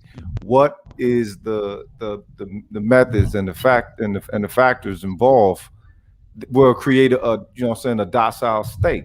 You know what I'm saying? So you get back to the whole thing with the values. You know what I'm saying? These social values that's been you know what I'm saying conditioned you know what I'm saying, through the society in an aspect of, you know what I'm saying, what, being the bigger person or you know what I'm saying, well, choosing the more mature route. Or anything that has to do with not throwing some motherfucking hands. You know what I mean? Well, see, the problem is this: Some they think people about it's a religion or some shit. You know what I'm saying? Oh, thou shalt not hurt this or that, whatever. but this is how it works. So look, you create a better, you get a better employee that way. You beat a bigger person. That means somebody goes ahead and does something wrong to you, and you just take it. See, that's the reason why they put you in to say, "Hey, man, I went up here and I worked 10 hours. I only got paid for 7. You know what I mean? Well, motherfucker, where my other 3 hours at? Oh, don't worry about it. You just no, well, no, I ain't paying you for the other 3. Oh no, you ain't. I'm gonna beat your ass if I don't get my money. Where they want you to be. Well, I know we only paid you for the 7, but don't worry about it. We'll take care of you next time. And then they don't never give it to you. See, they create if you don't stand up for anything you believe in. That's the first thing. And what people do. If you want something, you fight for it. If you can take the fight out of a person then they think about it. If you don't give them what they won't never get it. I mean, that's if they're willing to wait for it though, No, and not take you have to initiative think about it. to No, to it doesn't take it. matter. If you're right, plain and simple, it's only right. If you're going to create two type of people, you're going to Right. try to basically like that. You're going to create the weaklings that ain't going to do shit that you can lull and get over on them, or you're going to create two people that going to go into the system and say, well, fuck it, I'm just going to take it. And the problem is they're going to have plenty of easy prey. Right. See, that's the Right. that's the problem with that. They're gonna have plenty. The system works pretty good of indoctrinating people, making them easy. But the problem is the people who buck the system, it's like a smorgasbord for them because they got plenty of easy prey. See, but in the regards of but in the regards of the topic, it bring me back to something that Mr. Z said I think it was last night. Shout out Mr. Z in an aspect of like when that shit happened with Kobe, right? All the misandry shit that the black women was saying, you know what I'm saying? And those who aren't of our village having influence within the nation, being able to see that okay, well, this is you know what I'm saying an energy wave that's with them, you know, where they can attach, you know what I'm saying, politics and all kind of other shit to it. So in actually in regard, you can actually possibly see their mere presence before you as an act of war and not just you know what I'm saying some oh well this person has you know an opinion that should be heard because everybody's opinion is worth something or whatever but nah you know but You know what? it You know go ahead. what? You know what? That's kind of some bullshit. Not you saying it, Right. but it's like some like we let the worst of us get away with having an opinion, which everybody should have that opinion, but if you are a black man that has an opinion that doesn't sound that great, but is helpful to the community, you're vilified automatically. So fuck all that shit. Right. Right. That's what I say, man. Well, I motherfucker. wasn't saying someone. I wasn't saying everybody's opinion should be valued. I'm No, saying no, no. that's the affirmation. Because That's what I hear, yeah, no, the reason why I say that, because what I hear with these misandric, these hateful ass bitches, like let's yeah, just go ahead and say what they are, yeah, is that niggas always try to like have some kind of this fake ass balance, like yeah, they do have some points, like they like I see they're right about certain things, right. man, fuck that shit. Man, Facts. fuck that shit. Like, with like a lot of black men have had a lot of wonderful points that they have made, but you motherfuckers can't get past this whole y'all hate black women thing, so you discard everything the man says. Right. People say hateful shit toward black men. Guess what? A lot of the shit that they say is considered. So fuck y'all. Like that's just how it is. Let's handle it as ruthlessly as everyone handles us. No, more Thank ruthless. you. More Yeah, ruthless. look, Fuck all that. I, Facts. I don't have no problem with it. I mean, plain and simple. I don't give a fuck. That's the problem. I think what happens is they're used to us. They don't mind us giving all this bullshit. This motherfucker standing out here with a sign begging for money. What the fuck, nigga? Get your ass a fucking job. Nigga. Everybody is hiring. But no, I'm sorry. I went off on a tangent. But they understand that we give it to everybody. And I think that really they don't have no problem when we giving it to other men because it ain't like they well these black men talking about black men. They don't have no problem with that. They only got a problem when it's about them. Man, let me tell you something. Let me tell you something. You're allowed, as a black man, according to the standard laid out by these social media miscreants, you can attack black men as much as you want. I mean, Facts. people will start agreeing with you and would start to support whatever word that you're saying. And you might, it's like no matter who you are and what kind of character you have, you're gonna make some money. People know where their Hmm. money is when it Yeah. comes to this. So yeah, we got, and I see what Rogish is saying. What is the penalty for all this? Hmm. What is the penalty that the Black Manosphere levies for all the detractors or black men in general who hear all this misandric stuff?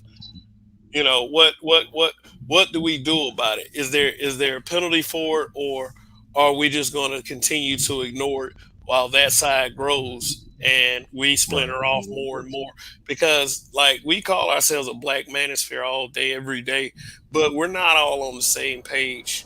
Like I said earlier, some of the guys just want to do it on their own. Like which leads Look, them to even with all this talk about Star Wars that motherfuckers are doing, is it's like, all right, come on, y'all. There need to be a council. Come on. I understand everybody is down. Everybody is down with Star Wars and shit, but it's like, wait a minute. I think a lot of it has to do with pride. I think That needs to be really manifested within reality? That was the cool shit about Star Wars, Star Trek, and all that shit. You know what I'm saying? It's like, wait a minute. You saw the possibility of creating, you know what I'm saying, said reality within this one to some degree. And it's like it would make reality better. That's you dove into shit like that. Like, you know what I'm saying? I understand a lot of people play what was that, football and sports and shit, but or motherfucker want to play cops and robbers. Nobody wanted to play, you know what I'm saying, lords and gods. That's what the Dungeons and Dragons was about. People shitted on them motherfuckers, but yo, that shit was totally cerebral in an aspect of, you know what I'm saying, them they're operating one's kingdom. right. I would love for us to get together, but it has to be on a correct accord. Right. It can't be forced or anything. It's just it has to feel like that something necessary happened. And I do believe like one of the guys who are like the one of the bigger influencers, like probably one of the biggest. He said that basically he tries to just figure out ways to use money to have an advantage over others. Mm. And like I understand how real that sentiment is, but I mean it exposes a problem within Right. all of us. I mean, it's that Highlander complex. It's that need to be. I want to be the number one nigga. I have no fucking intention whatsoever of solving. I'm gonna play like it's something in front of everybody. Like I love our people. I love black people so much, but I'm gonna feed the misandrous part just so. I don't know. I guess I guess I have a like it's like more money than medicine. Yeah.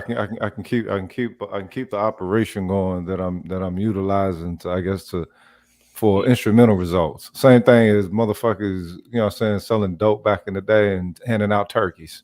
Right. Yeah. Instead of computers. You know what I'm saying? It's like, wait a minute, y'all gonna hand out turkeys and shit. It's like, you know, when you find out how much money these motherfuckers was making, it's like, wait a minute, y'all could have did a whole lot more. Nobody know you was making that kind of money in the 80s and in the 70s and shit. Like, man, y'all could have been donating computers. Let me ask y'all this.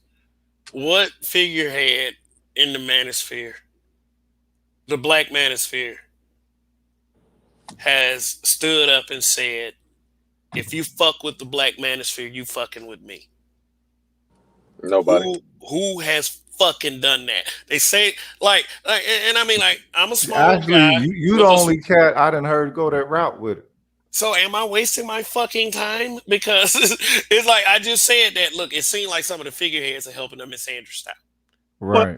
No, you're not wasting your time. But I've noticed, like, one of the things that I've noticed, and especially a lot of people, I've never been a type of person. I don't like to be in like cliques. But if I ever had to like go against my rule and had to be in a clique, I would hate to say I'd have to just go ahead and I would break it for this, because I see what greater good is, and I'll take the good that are going with the bad. Because even when I was running shows for that dumbass fool, it was like people said, "Well, I know I'm just a host." Oh, you ain't in Solo Nation? No, I'm just a host. Right. I do cliques. That was always a thing that I was against, like cliques like that. But unfortunately, now is actually a time where you actually need to stand for something. And I'll go ahead and take the good with the bad that comes with it, because we get a lot of flack. And I believe that I wouldn't even be surprised if they try to say that we're terrorists next. It just wouldn't surprise me. Because the only thing is sitting up here fighting for a fair shake. And what's so bad when I listen to us, it ain't like we asking to take over shit. We just asking to be considered. I mean, I'm not gonna lie. We've actually handled it a lot nicer than if. Thank God that I wasn't running things. Y'all hate my way. I mean, like literally. I mean, like I said, I'm not no leader. I'm more of an enforcer. Yeah. Right. I'm not. You don't want, because see, the problem is with leader. I can make leadership decisions, but the fact is, a lot of people. I make it from an enforcer type of way, so it comes off kind of harsh. I don't have that delicate touch.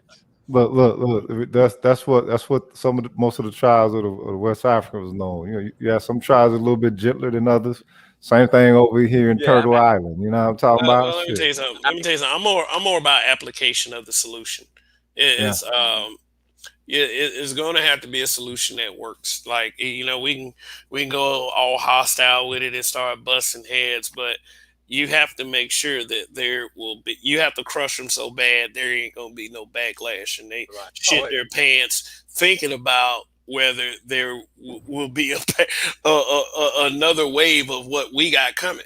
These people aren't scared enough. We're being tame with these motherfuckers. Right. We're being really tame with them. In fact, we want to talk and laugh with them and say, hey, you know what? You guys have some great points. No motherfuckers ain't got great points. They say the same regurgitated bullshit everyone else says. They're easy to defeat shit that we defeated a long time ago. Right. But, you know, it's people. The biggest problem that we're facing right now is people are being dumbed down. Oh, definitely.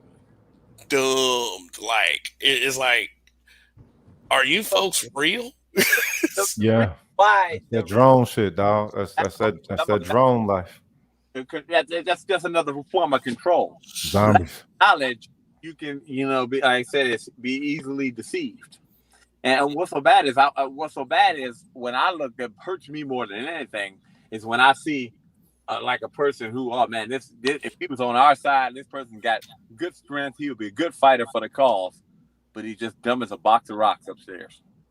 And I mean, Look, even if people's dumb, there's nothing wrong with it unless it's chosen ignorance. But that's what you're finding out. It's like, oh, okay, all these people But you know what, though? willingly choosing to be ignorant. You know what just happened like a second ago though. It's like when I asked that question, it's like it easily other names should have already popped up. I know whose name. Easily other names should have popped up. Like, I'm not saying that these guys are doing it, but for the guys that say that they represent this space like that, right? They should be saying what I'm saying. But that's the thing. That's what we come back to what I said earlier. Like y'all was already on a similar wave as the Black Manosphere before even, joining the Black Manosphere.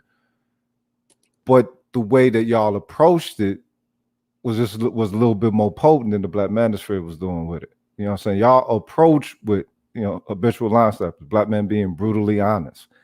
There's straight up no chaser shit with that, right? The Manosphere wasn't started off of that. It wasn't started off of that. Nah, the Black Manosphere wasn't started off of that. It was started off of, brothers having the space to voice, their concerns with relationships and all that other stuff. And a lot of when I first heard it, I thought it was a bunch of fucking crying. I ain't gonna lie.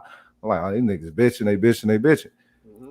But then when you take a chance to listen to them, and it's like, all right, well, listen to the factors involved. And it's like, all right, well, they sound like they be some good dudes as far as what they would say as providing for the relationships and everything. And then you get a chance to like, all right, well, now let's take a look at these women from a different perspective, as opposed to just being part of the community. I love the community. They're part of the community. Everybody get to love. It is what it is. Us, black. It can't be that monolithic like that. You know what I'm saying? There actually has to be analyzation of, or the establishment of class levels amongst our class levels. Or if not, right, then shit runs together in a way that's very, very disorderous. Greater purpose, because I like being part of this space, but our direction is very, very, very clear as far as the habitual line steppers. Right. Very clear. There's no doubts right there. People may have doubts in the Black Manosphere, but with the habitual line steppers, as far as Kev and Donnie and Roger and Darth Skater and Sister George is concerned, there are no doubts there. None. I feel like we're pretty solid. Right. And, fortunately, no one has tried us yet. Maybe individual and little little skirmishes that existed, before we were around, but they haven't mutated to a big deal, because really, honestly, there's supposed to be a couple factions that we're supposed to get at people already, and this is some shit that was involved with Sister George and some of it with Roger. Roger's right.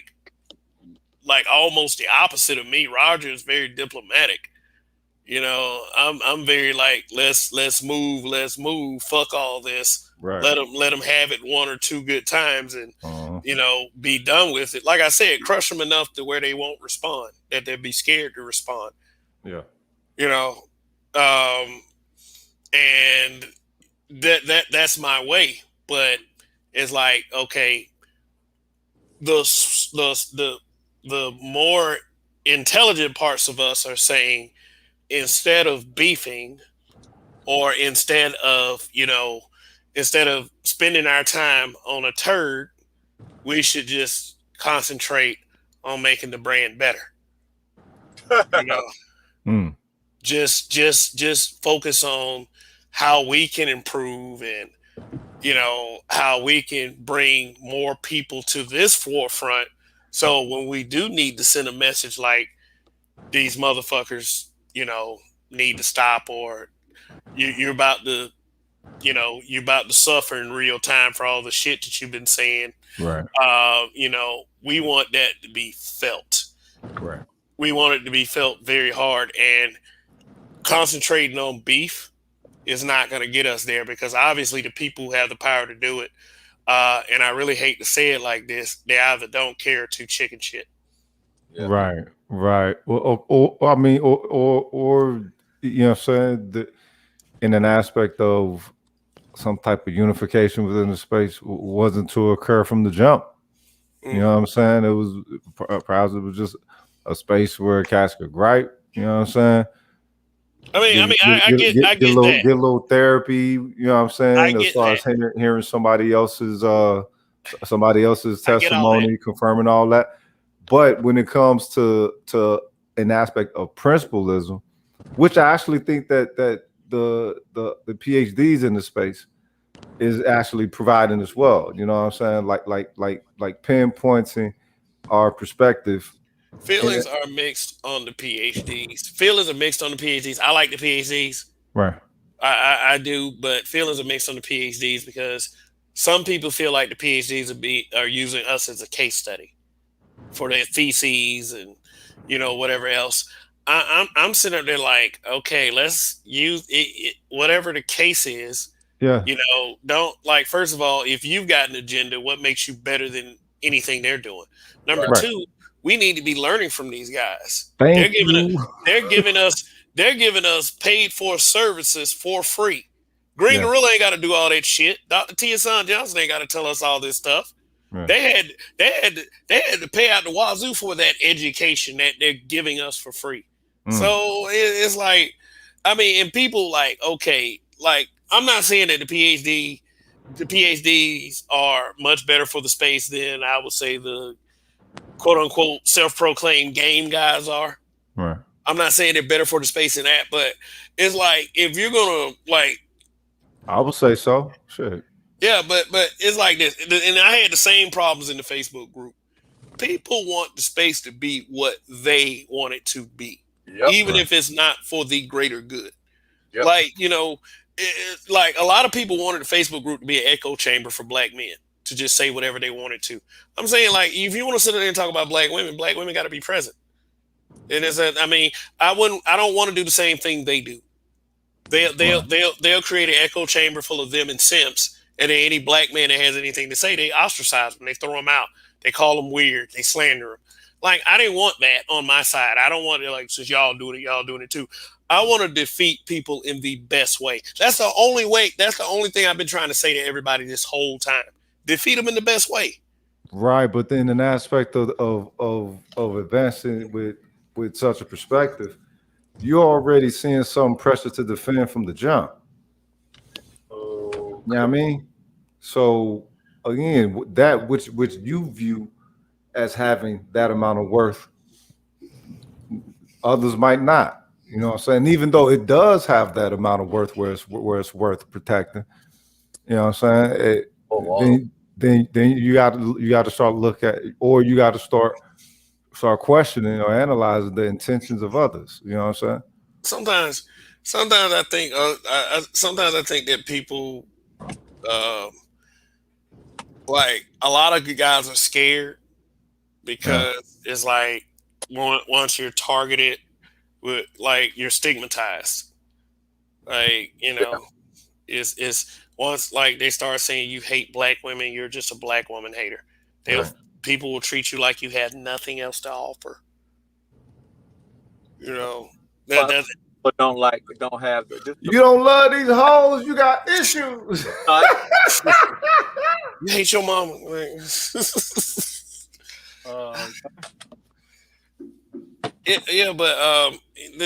I don't know, man. It's like, black men all together, really, we need to work on our solidarity. I mean, I will say that. Facts.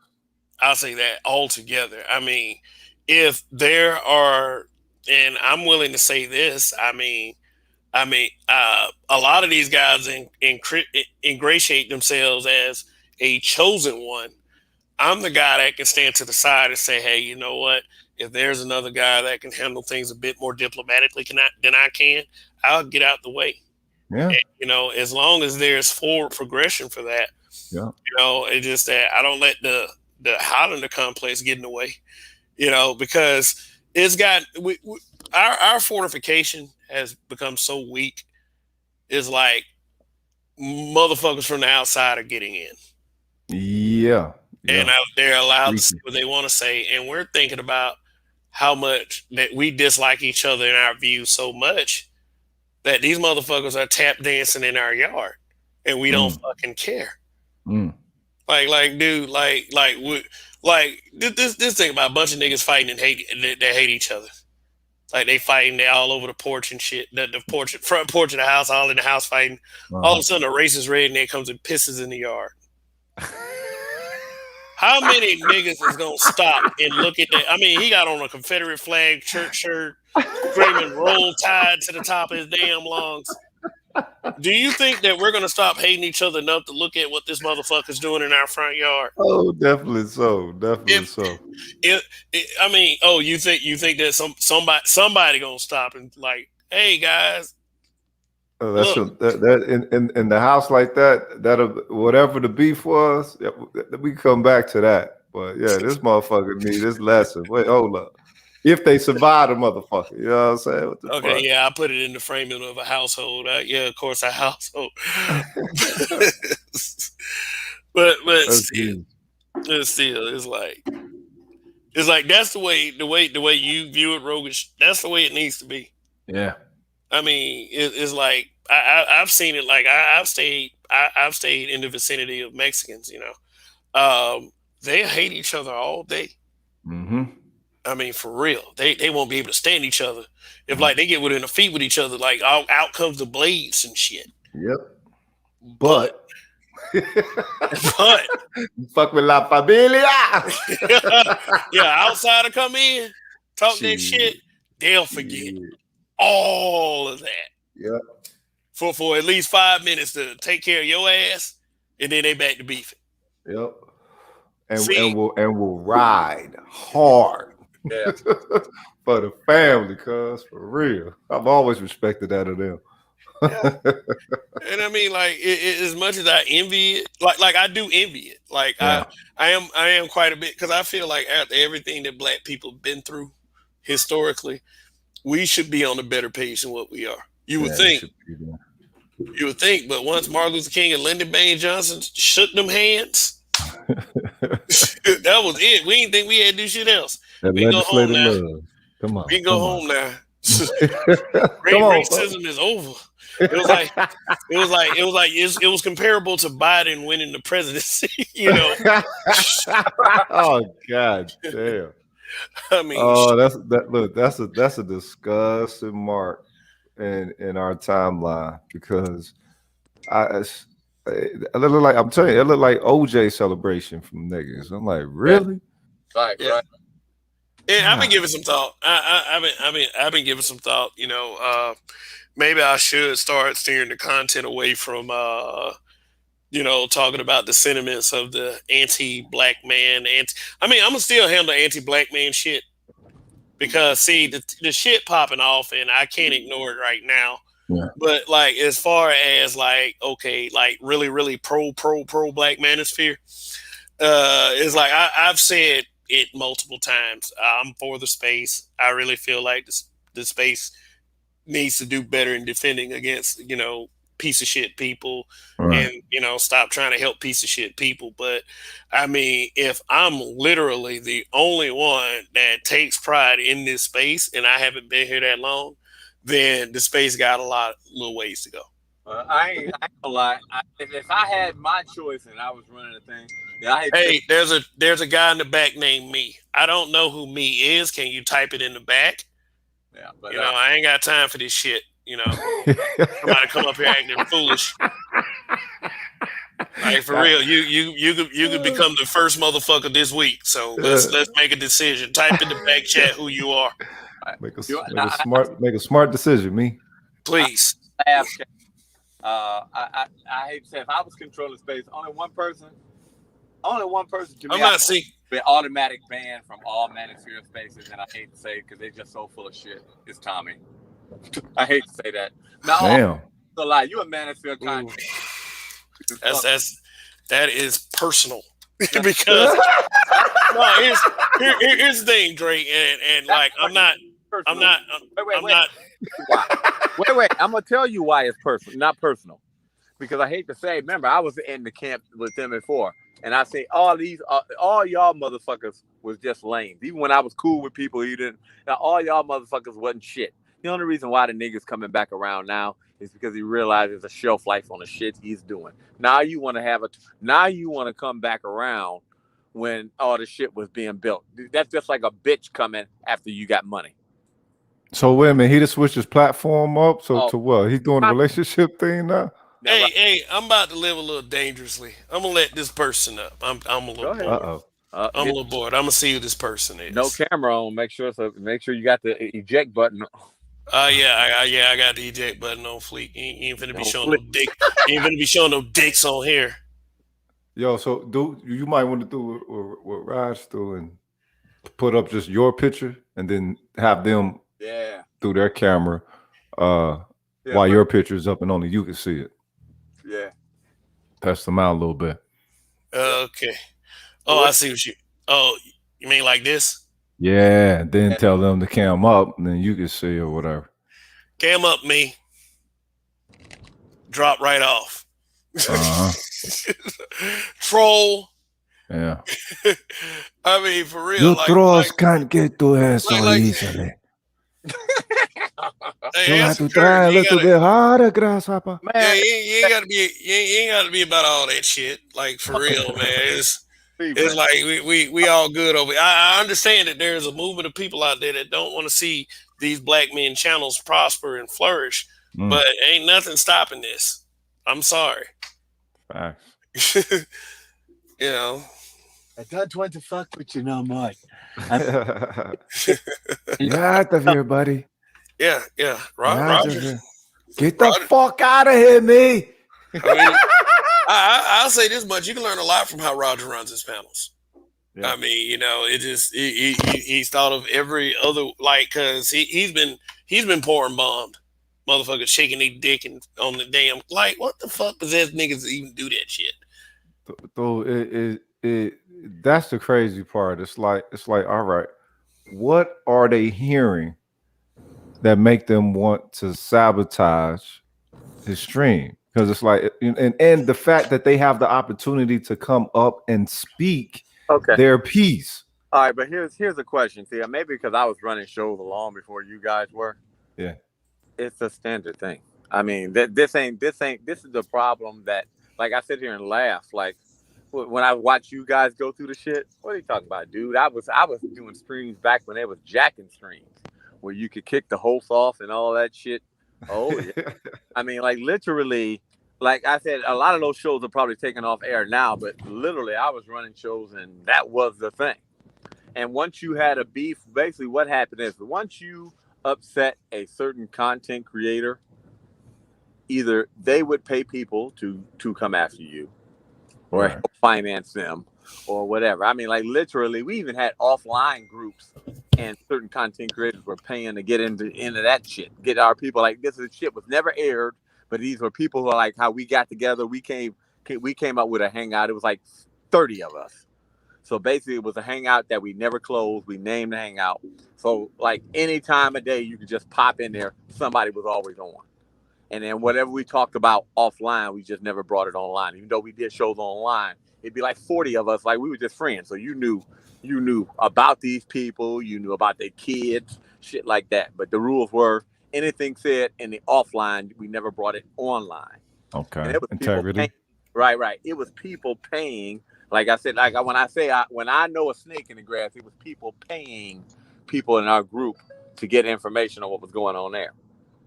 I mean, literally, because they were, and that's why I say, I know about, that's why I said, if I had to say, you think it's personal, maybe I could just show with the receipts and show you some shit. That's why it just surprised me to fuck when Brother Man came back over here talking about, no, the only reason why you over here is because Kevin over here now, and it was something. And you were talking about, what do you build? You ain't built shit, because when I walked away from you, you tried to sabotage my shit too. You did. You told anybody that affiliated themselves or even had a conversation with me, they wasn't welcome around your group. I said, Manosphere ain't never been like that. We had some small little biffs like that, but we ain't never been out there sitting up here saying, oh no. That's like Kevin getting on there and be like, hey, man, if you fuck with Judge, don't come to my show. And Right. I'll fuck you, and then I'm going to send all my trolls after you and actually spend money and actually put time, energy, and effort on that person. No, you don't Look, fuck. Tommy had beef with us one time. You remember when y'all got into it with Field African Radio? Yeah, but Tommy's always been a snake in the grass. I was part of that radio crew. So when y'all was going there, my homie Thorough. Thorough cooked his ass. Yo, he was bad as fuck. But the time I bet the time they got. But this the problem is I got tired of him because even I told him he had even mentioned, hey man, I'm like, dude, I said, man, you can't keep having all these fights. I said because the problem is you don't realize something. The main common denominator is you. And you ever notice you fighting with motherfuckers who don't even be YouTubers. And I said after a while it doesn't even matter. I said unless you do. That's the reason why, like when I was running the shows on the I said we came with a different approach. I said that way you can say, look, you go over there to this part where you want to see the knockdown drag out, but we're gonna do the discussions over here. That's why if you notice, I frequent the Manosphere because we did the discussions. And when I ran my show, that's what it was, discussions. Right. And that's why, I'm surprised that I was sitting there looking because if you look up to go to show you how long ago that was, if you search the You Dig move, you'll see the commercial that me and my son made for that program. And I was surprised that video is still online. And it was a commercial we made back then when I was running. But I mean, we were the first one that 24-hour stream. I'd go to work all day. You know how much I work. And then come home and try to do 8 hours on the stream. So a couple times I fell asleep on the stream. Like literally, and then all the money I was putting in his links for him to get all that damn money, and this motherfucker gonna sit up here and say that I ain't you all the shit you done for me, motherfucker. Last time I checked, you the one that got all the money. So where he's taking it, he's just on. He's on the a beef chitlin circuit then, right? You know what I'm saying? That's all he does. Like literally, I remember this is how the rule is: you go on his show within a month. Usually within 2 weeks, you can't go that long. Usually within 2 weeks, you're gonna be sneak this. Period. Okay. Off rip. Like if you said that shit that that he did solo TV. Talked out that nigga was like a kid in the candy store to have him on there and then immediately start talking about. And what's so bad is you don't have to do shit. What think about the beef where me and him fell out is because I was friends with somebody he didn't like. I mean, that's like Kevin telling me, "Nah, man, you fuck with you fuck with Sister George, so I ain't fucking with you no more, Dre." What the problem is, a lot of these niggas have beef with niggas who they'll never see. They'll never fight. They don't know what a fist fight is. They've never been punched in the face. So you have the boldest niggas talking crazy, and the boldest nigga has never been punched in the face. Well, yeah, he has been punched in the face. He just didn't. Yeah, when he went to New York. No. Let's run this back. He's been punched in the face, and what did he do? I met a crew. Nothing. No. He started crying, hoping for the police. Oh, you saw that? Yes, thank you. You another person because he was crying. A lot of people don't know he went live again afterwards when he was walking down the street and he was crying. He immediately took that video down. I saw that. Thank you. So, I knew that somebody else seen that video. Everybody saw that video of that nigga crying. That shit was funny. After he got hit in the face, he was crying. Thank you. Because everybody thought I was lying when I said that. You seen the video too. No. The nigga was crying and doing a whole bunch of extra shit. So you have to understand, a lot of niggas will run their mouth with no experience on what accountability really is. Kev will tell you, I'm a nigga who's driven to motherfuckers' houses from states away. I'm with the smoke. I'm retired with the smoke, but I'm with the smoke, right? but like, so my thing is niggas will talk crazy. Sure, no problem. They'll talk crazy because they know that you'll never get to them. So what stops an individual? Okay, so I'll put it like this. You're 4'3". You talk crazy. Man, you've been borging all night, cuz. Damn. Yeah, man. What's up with your borging, buddy? Bruh. Locutus up in this bitch. Come back, guys. Chill out, Locutus. I have to go water some grass for Deon, for courtesy of You Ain't Shit for Watching. Nigga, well, Arizona got bad reception like that, nigga. Y'all out right there in the middle. Y'all getting the Aurora Borealis and all that shit. No, what it is this. He's out there in Arizona, and he done downloaded all the Coco buying for his kids and watch them. So that's why his internet connection's slowing down. That's a new Coco? I don't know. Some little kids I was talking to, I want to watch Coco something. I'm like, all right, whatever the hell that shit is. Man, it'd be a trip what you see be able to catch the mind of the children, and you wouldn't think that shit ain't gonna do nothing. And then they get their mind, and then they're re-indoctrinated with bullshit. Well, you see, I want to think about it, man. If I hear Baby Shark one more fucking time, nigga, bruh, I was disgusted when I heard that shit, and I'm like, this shit, and it wasn't just the kids. Adults started listening to that shit. Motherfuckers played that shit in the club, cuz. They played Baby Shark in the club. They played Baby Shark in the fucking club. And I'm looking around, you gotta be fucking shitting me, man. Baby Shark at the fucking Jamaican club. What? Man. What the fuck? They think I'm a 2-year-old, man? Yo, that's the thing, though. But that shows you how folks are with the whole new catch a wave kind of thing. You know what I'm talking about? Like everyone absorbs every fucking wave now. Yeah, and I ain't gonna lie. I told people like this. I said, if you really want to pay attention, I said, black people really want to do any type of dirt. When video drop, right? You really, like, say you an investor, new video drop, watch the shit in the video, and watch the video not to watch it, but watch it to say, okay, where am I going to invest some money at? Okay, what do I see people doing right here? What are they doing in this video? Within, like, I mean, think about it, man. If we would have put like $200 into these fake eyelashes back then, we'd probably be billionaires by these times.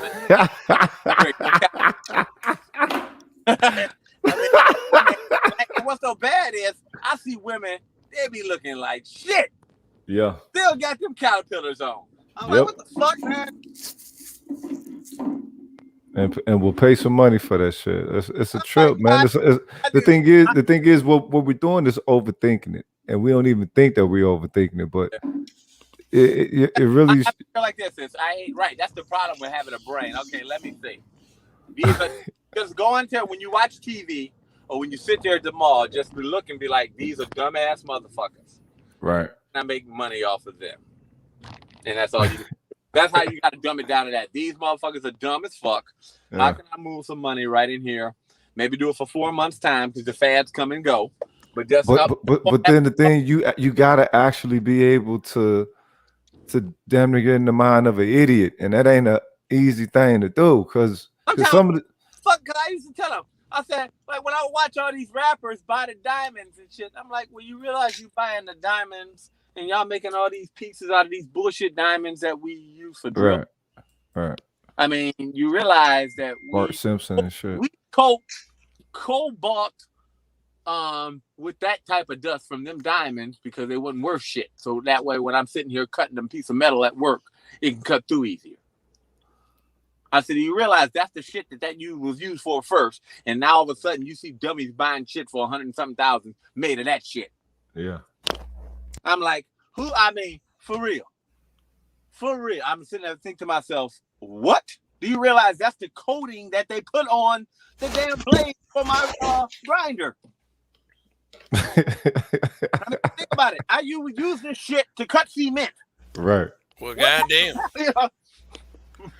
Hey, listen up. I'm just gonna go ahead and just gonna say this real quick, and then final statement time. Yes. Any Given Sunday is no longer the last show of the week. I've moved to Monday. I've given up Friday. So for those of you watching, if you want to come to a good spot on Monday nights from here on out, Black Men Being Brutally Honest is definitely the channel for you. I am still the Weekend Warrior. That applies to Saturday and Sunday, but for this show, I got to come up with another shtick So, I mean, I mean, shit. But I'm Kev either way. So, whatever I decide to do with it is gonna work. You know, tradition. Yeah. Go ahead, Dre. Go ahead. Call it Monday Manosphere. Monday Manosphere. Wow. Okay. Well, I mean, Monday Manosphere is great, but you know, we'll see. Manosphere Mondays. Manosphere Mondays. Yeah. Well, you know, we'll And think you about put it out there to the ether. Somebody will use it because it definitely got ring to it. Yeah, And man. ain't nobody doing it. That's just a creative market right there. You better jump on it. Look at that. Put out for the show. I want credit for the name. And every time you go on the show, you want to say, if it wasn't for Judge, we wouldn't have his name.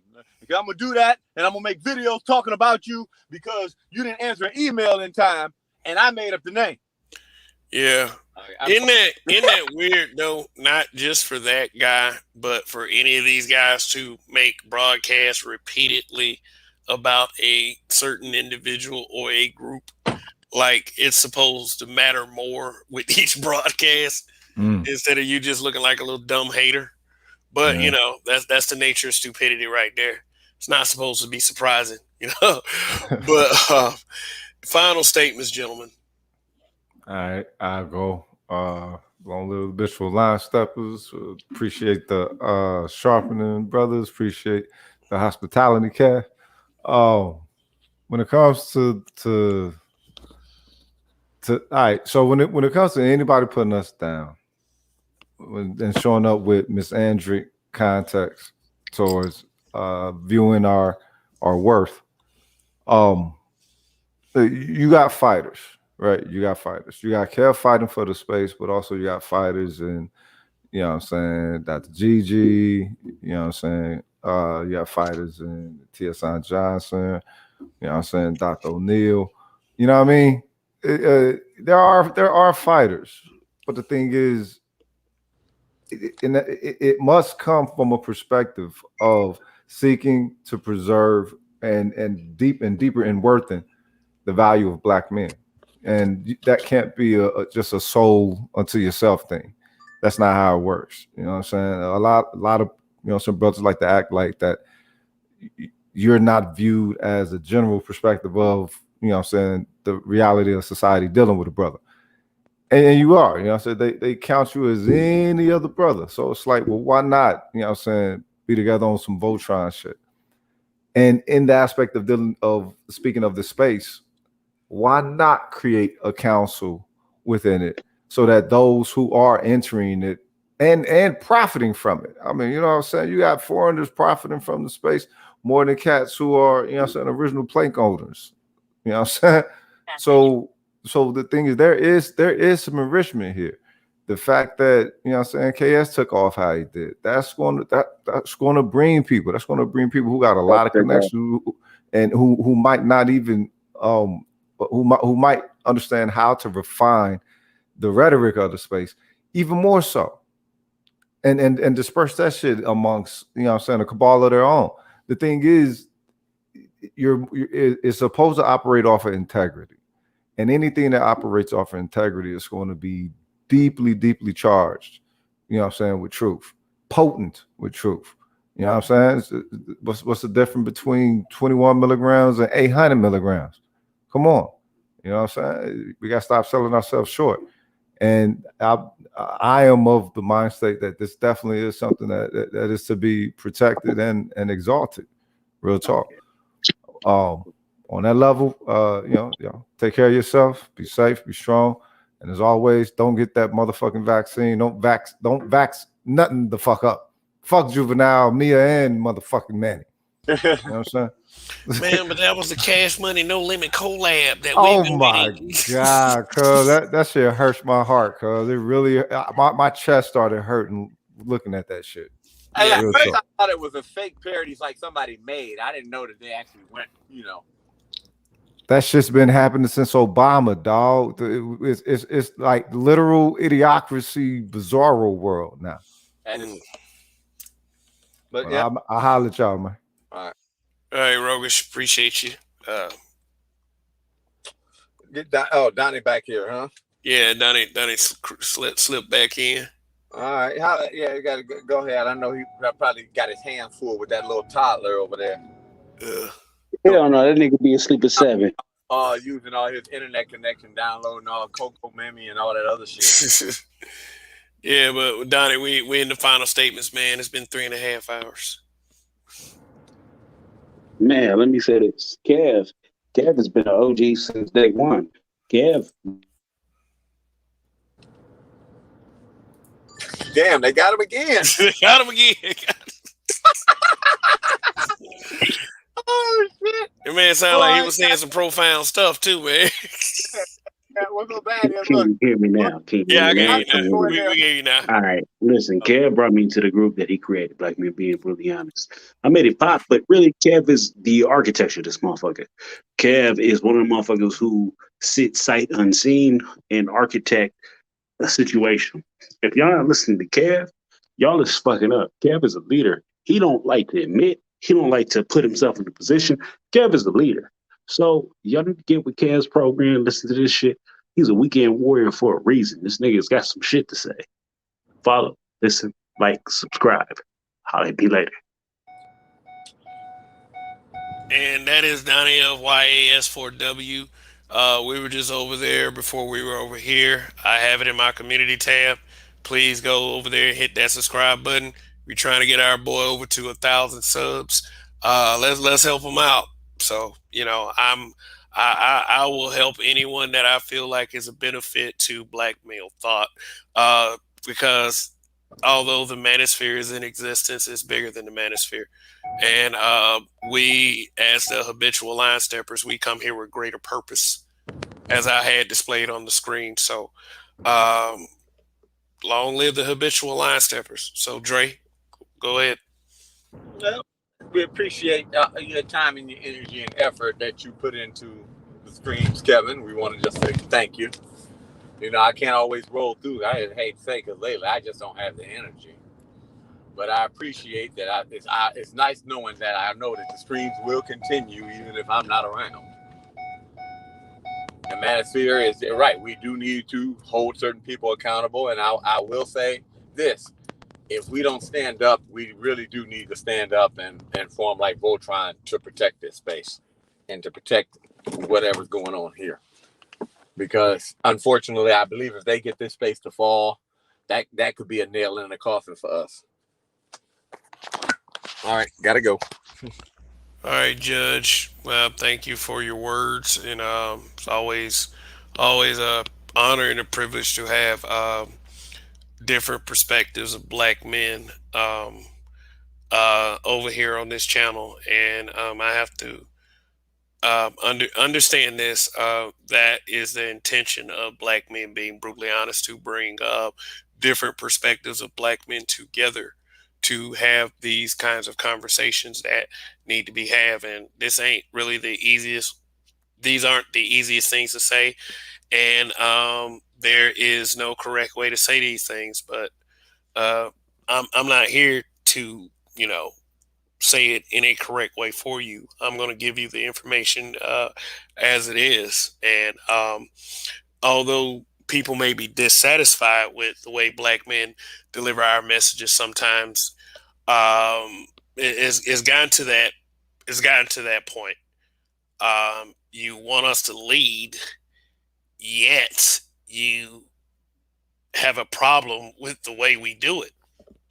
And you get so mad with us, you start to allow other groups of people, especially white people who have been historically our nemesis, bringing them over here to think in an effort to think that that's just going to shut us up, or somehow them saying hateful shit about us is the truth, or whatever that may be. But like I said, I'm here to hammer it into people mercilessly. It's got to be done that way. There's no other way for me at this point. It's time to stop tap dancing around this shit, and you know, need to grow a spine around this bitch. So that's pretty much it for right now. Like I said, Any Given Sunday is no longer the last program of the week. We'll be coming to y'all Monday nights from now on. I gave up Friday nights, you know, just kind of making that a family night. And I will try to have a hell of a topic for you. And I'm really excited about the endeavor of going on Monday night, and just to see what new and uncharted territory that I'm going to explore with this. So as far as like my consistency with the content, I do this because I want to do it. I don't do it because I feel like it's an I obligate myself. I obligate myself to doing it because this is what I want. This is one of the things I want to do in my spare time. Creating content is fun for me. I will say that doing the videos is fun for me. Doing BBH News is fun for me. It's for real. Having these broadcasts right here, being able to talk to people is fun for me. It's a fulfilling thing, and too bad it has to be tainted with all of this fuckery that is surrounding us. So I just encourage everyone to let's make this into a fun place, because it's obvious that I have to fuck with some people now. Yeah, I mean that. I mean that literally. I gotta fuck with some folks, man. It's just that y'all don't get it. Like, black men aren't just somebody that you're just gonna run over. Period. It's not supposed to be that way. And I guess that from here on out, Kev has to be the correction. I mean, Kev, Brian, Esther has to be the correction to this. And at the end of it, the habitual line steppers win. Just stick around long enough. Just wait and see. So anyway, that's it till tomorrow night. So just for those of you watching, be here on Monday night. For those of you that's going to watch this in the playback, when you select the thumbnail tomorrow or whatever, just I'm going to be here Monday nights from now. So it's going to be Saturday, Sunday, and Monday. So like, share, subscribe, and Brian is my middle name. We trust. See y'all Monday night.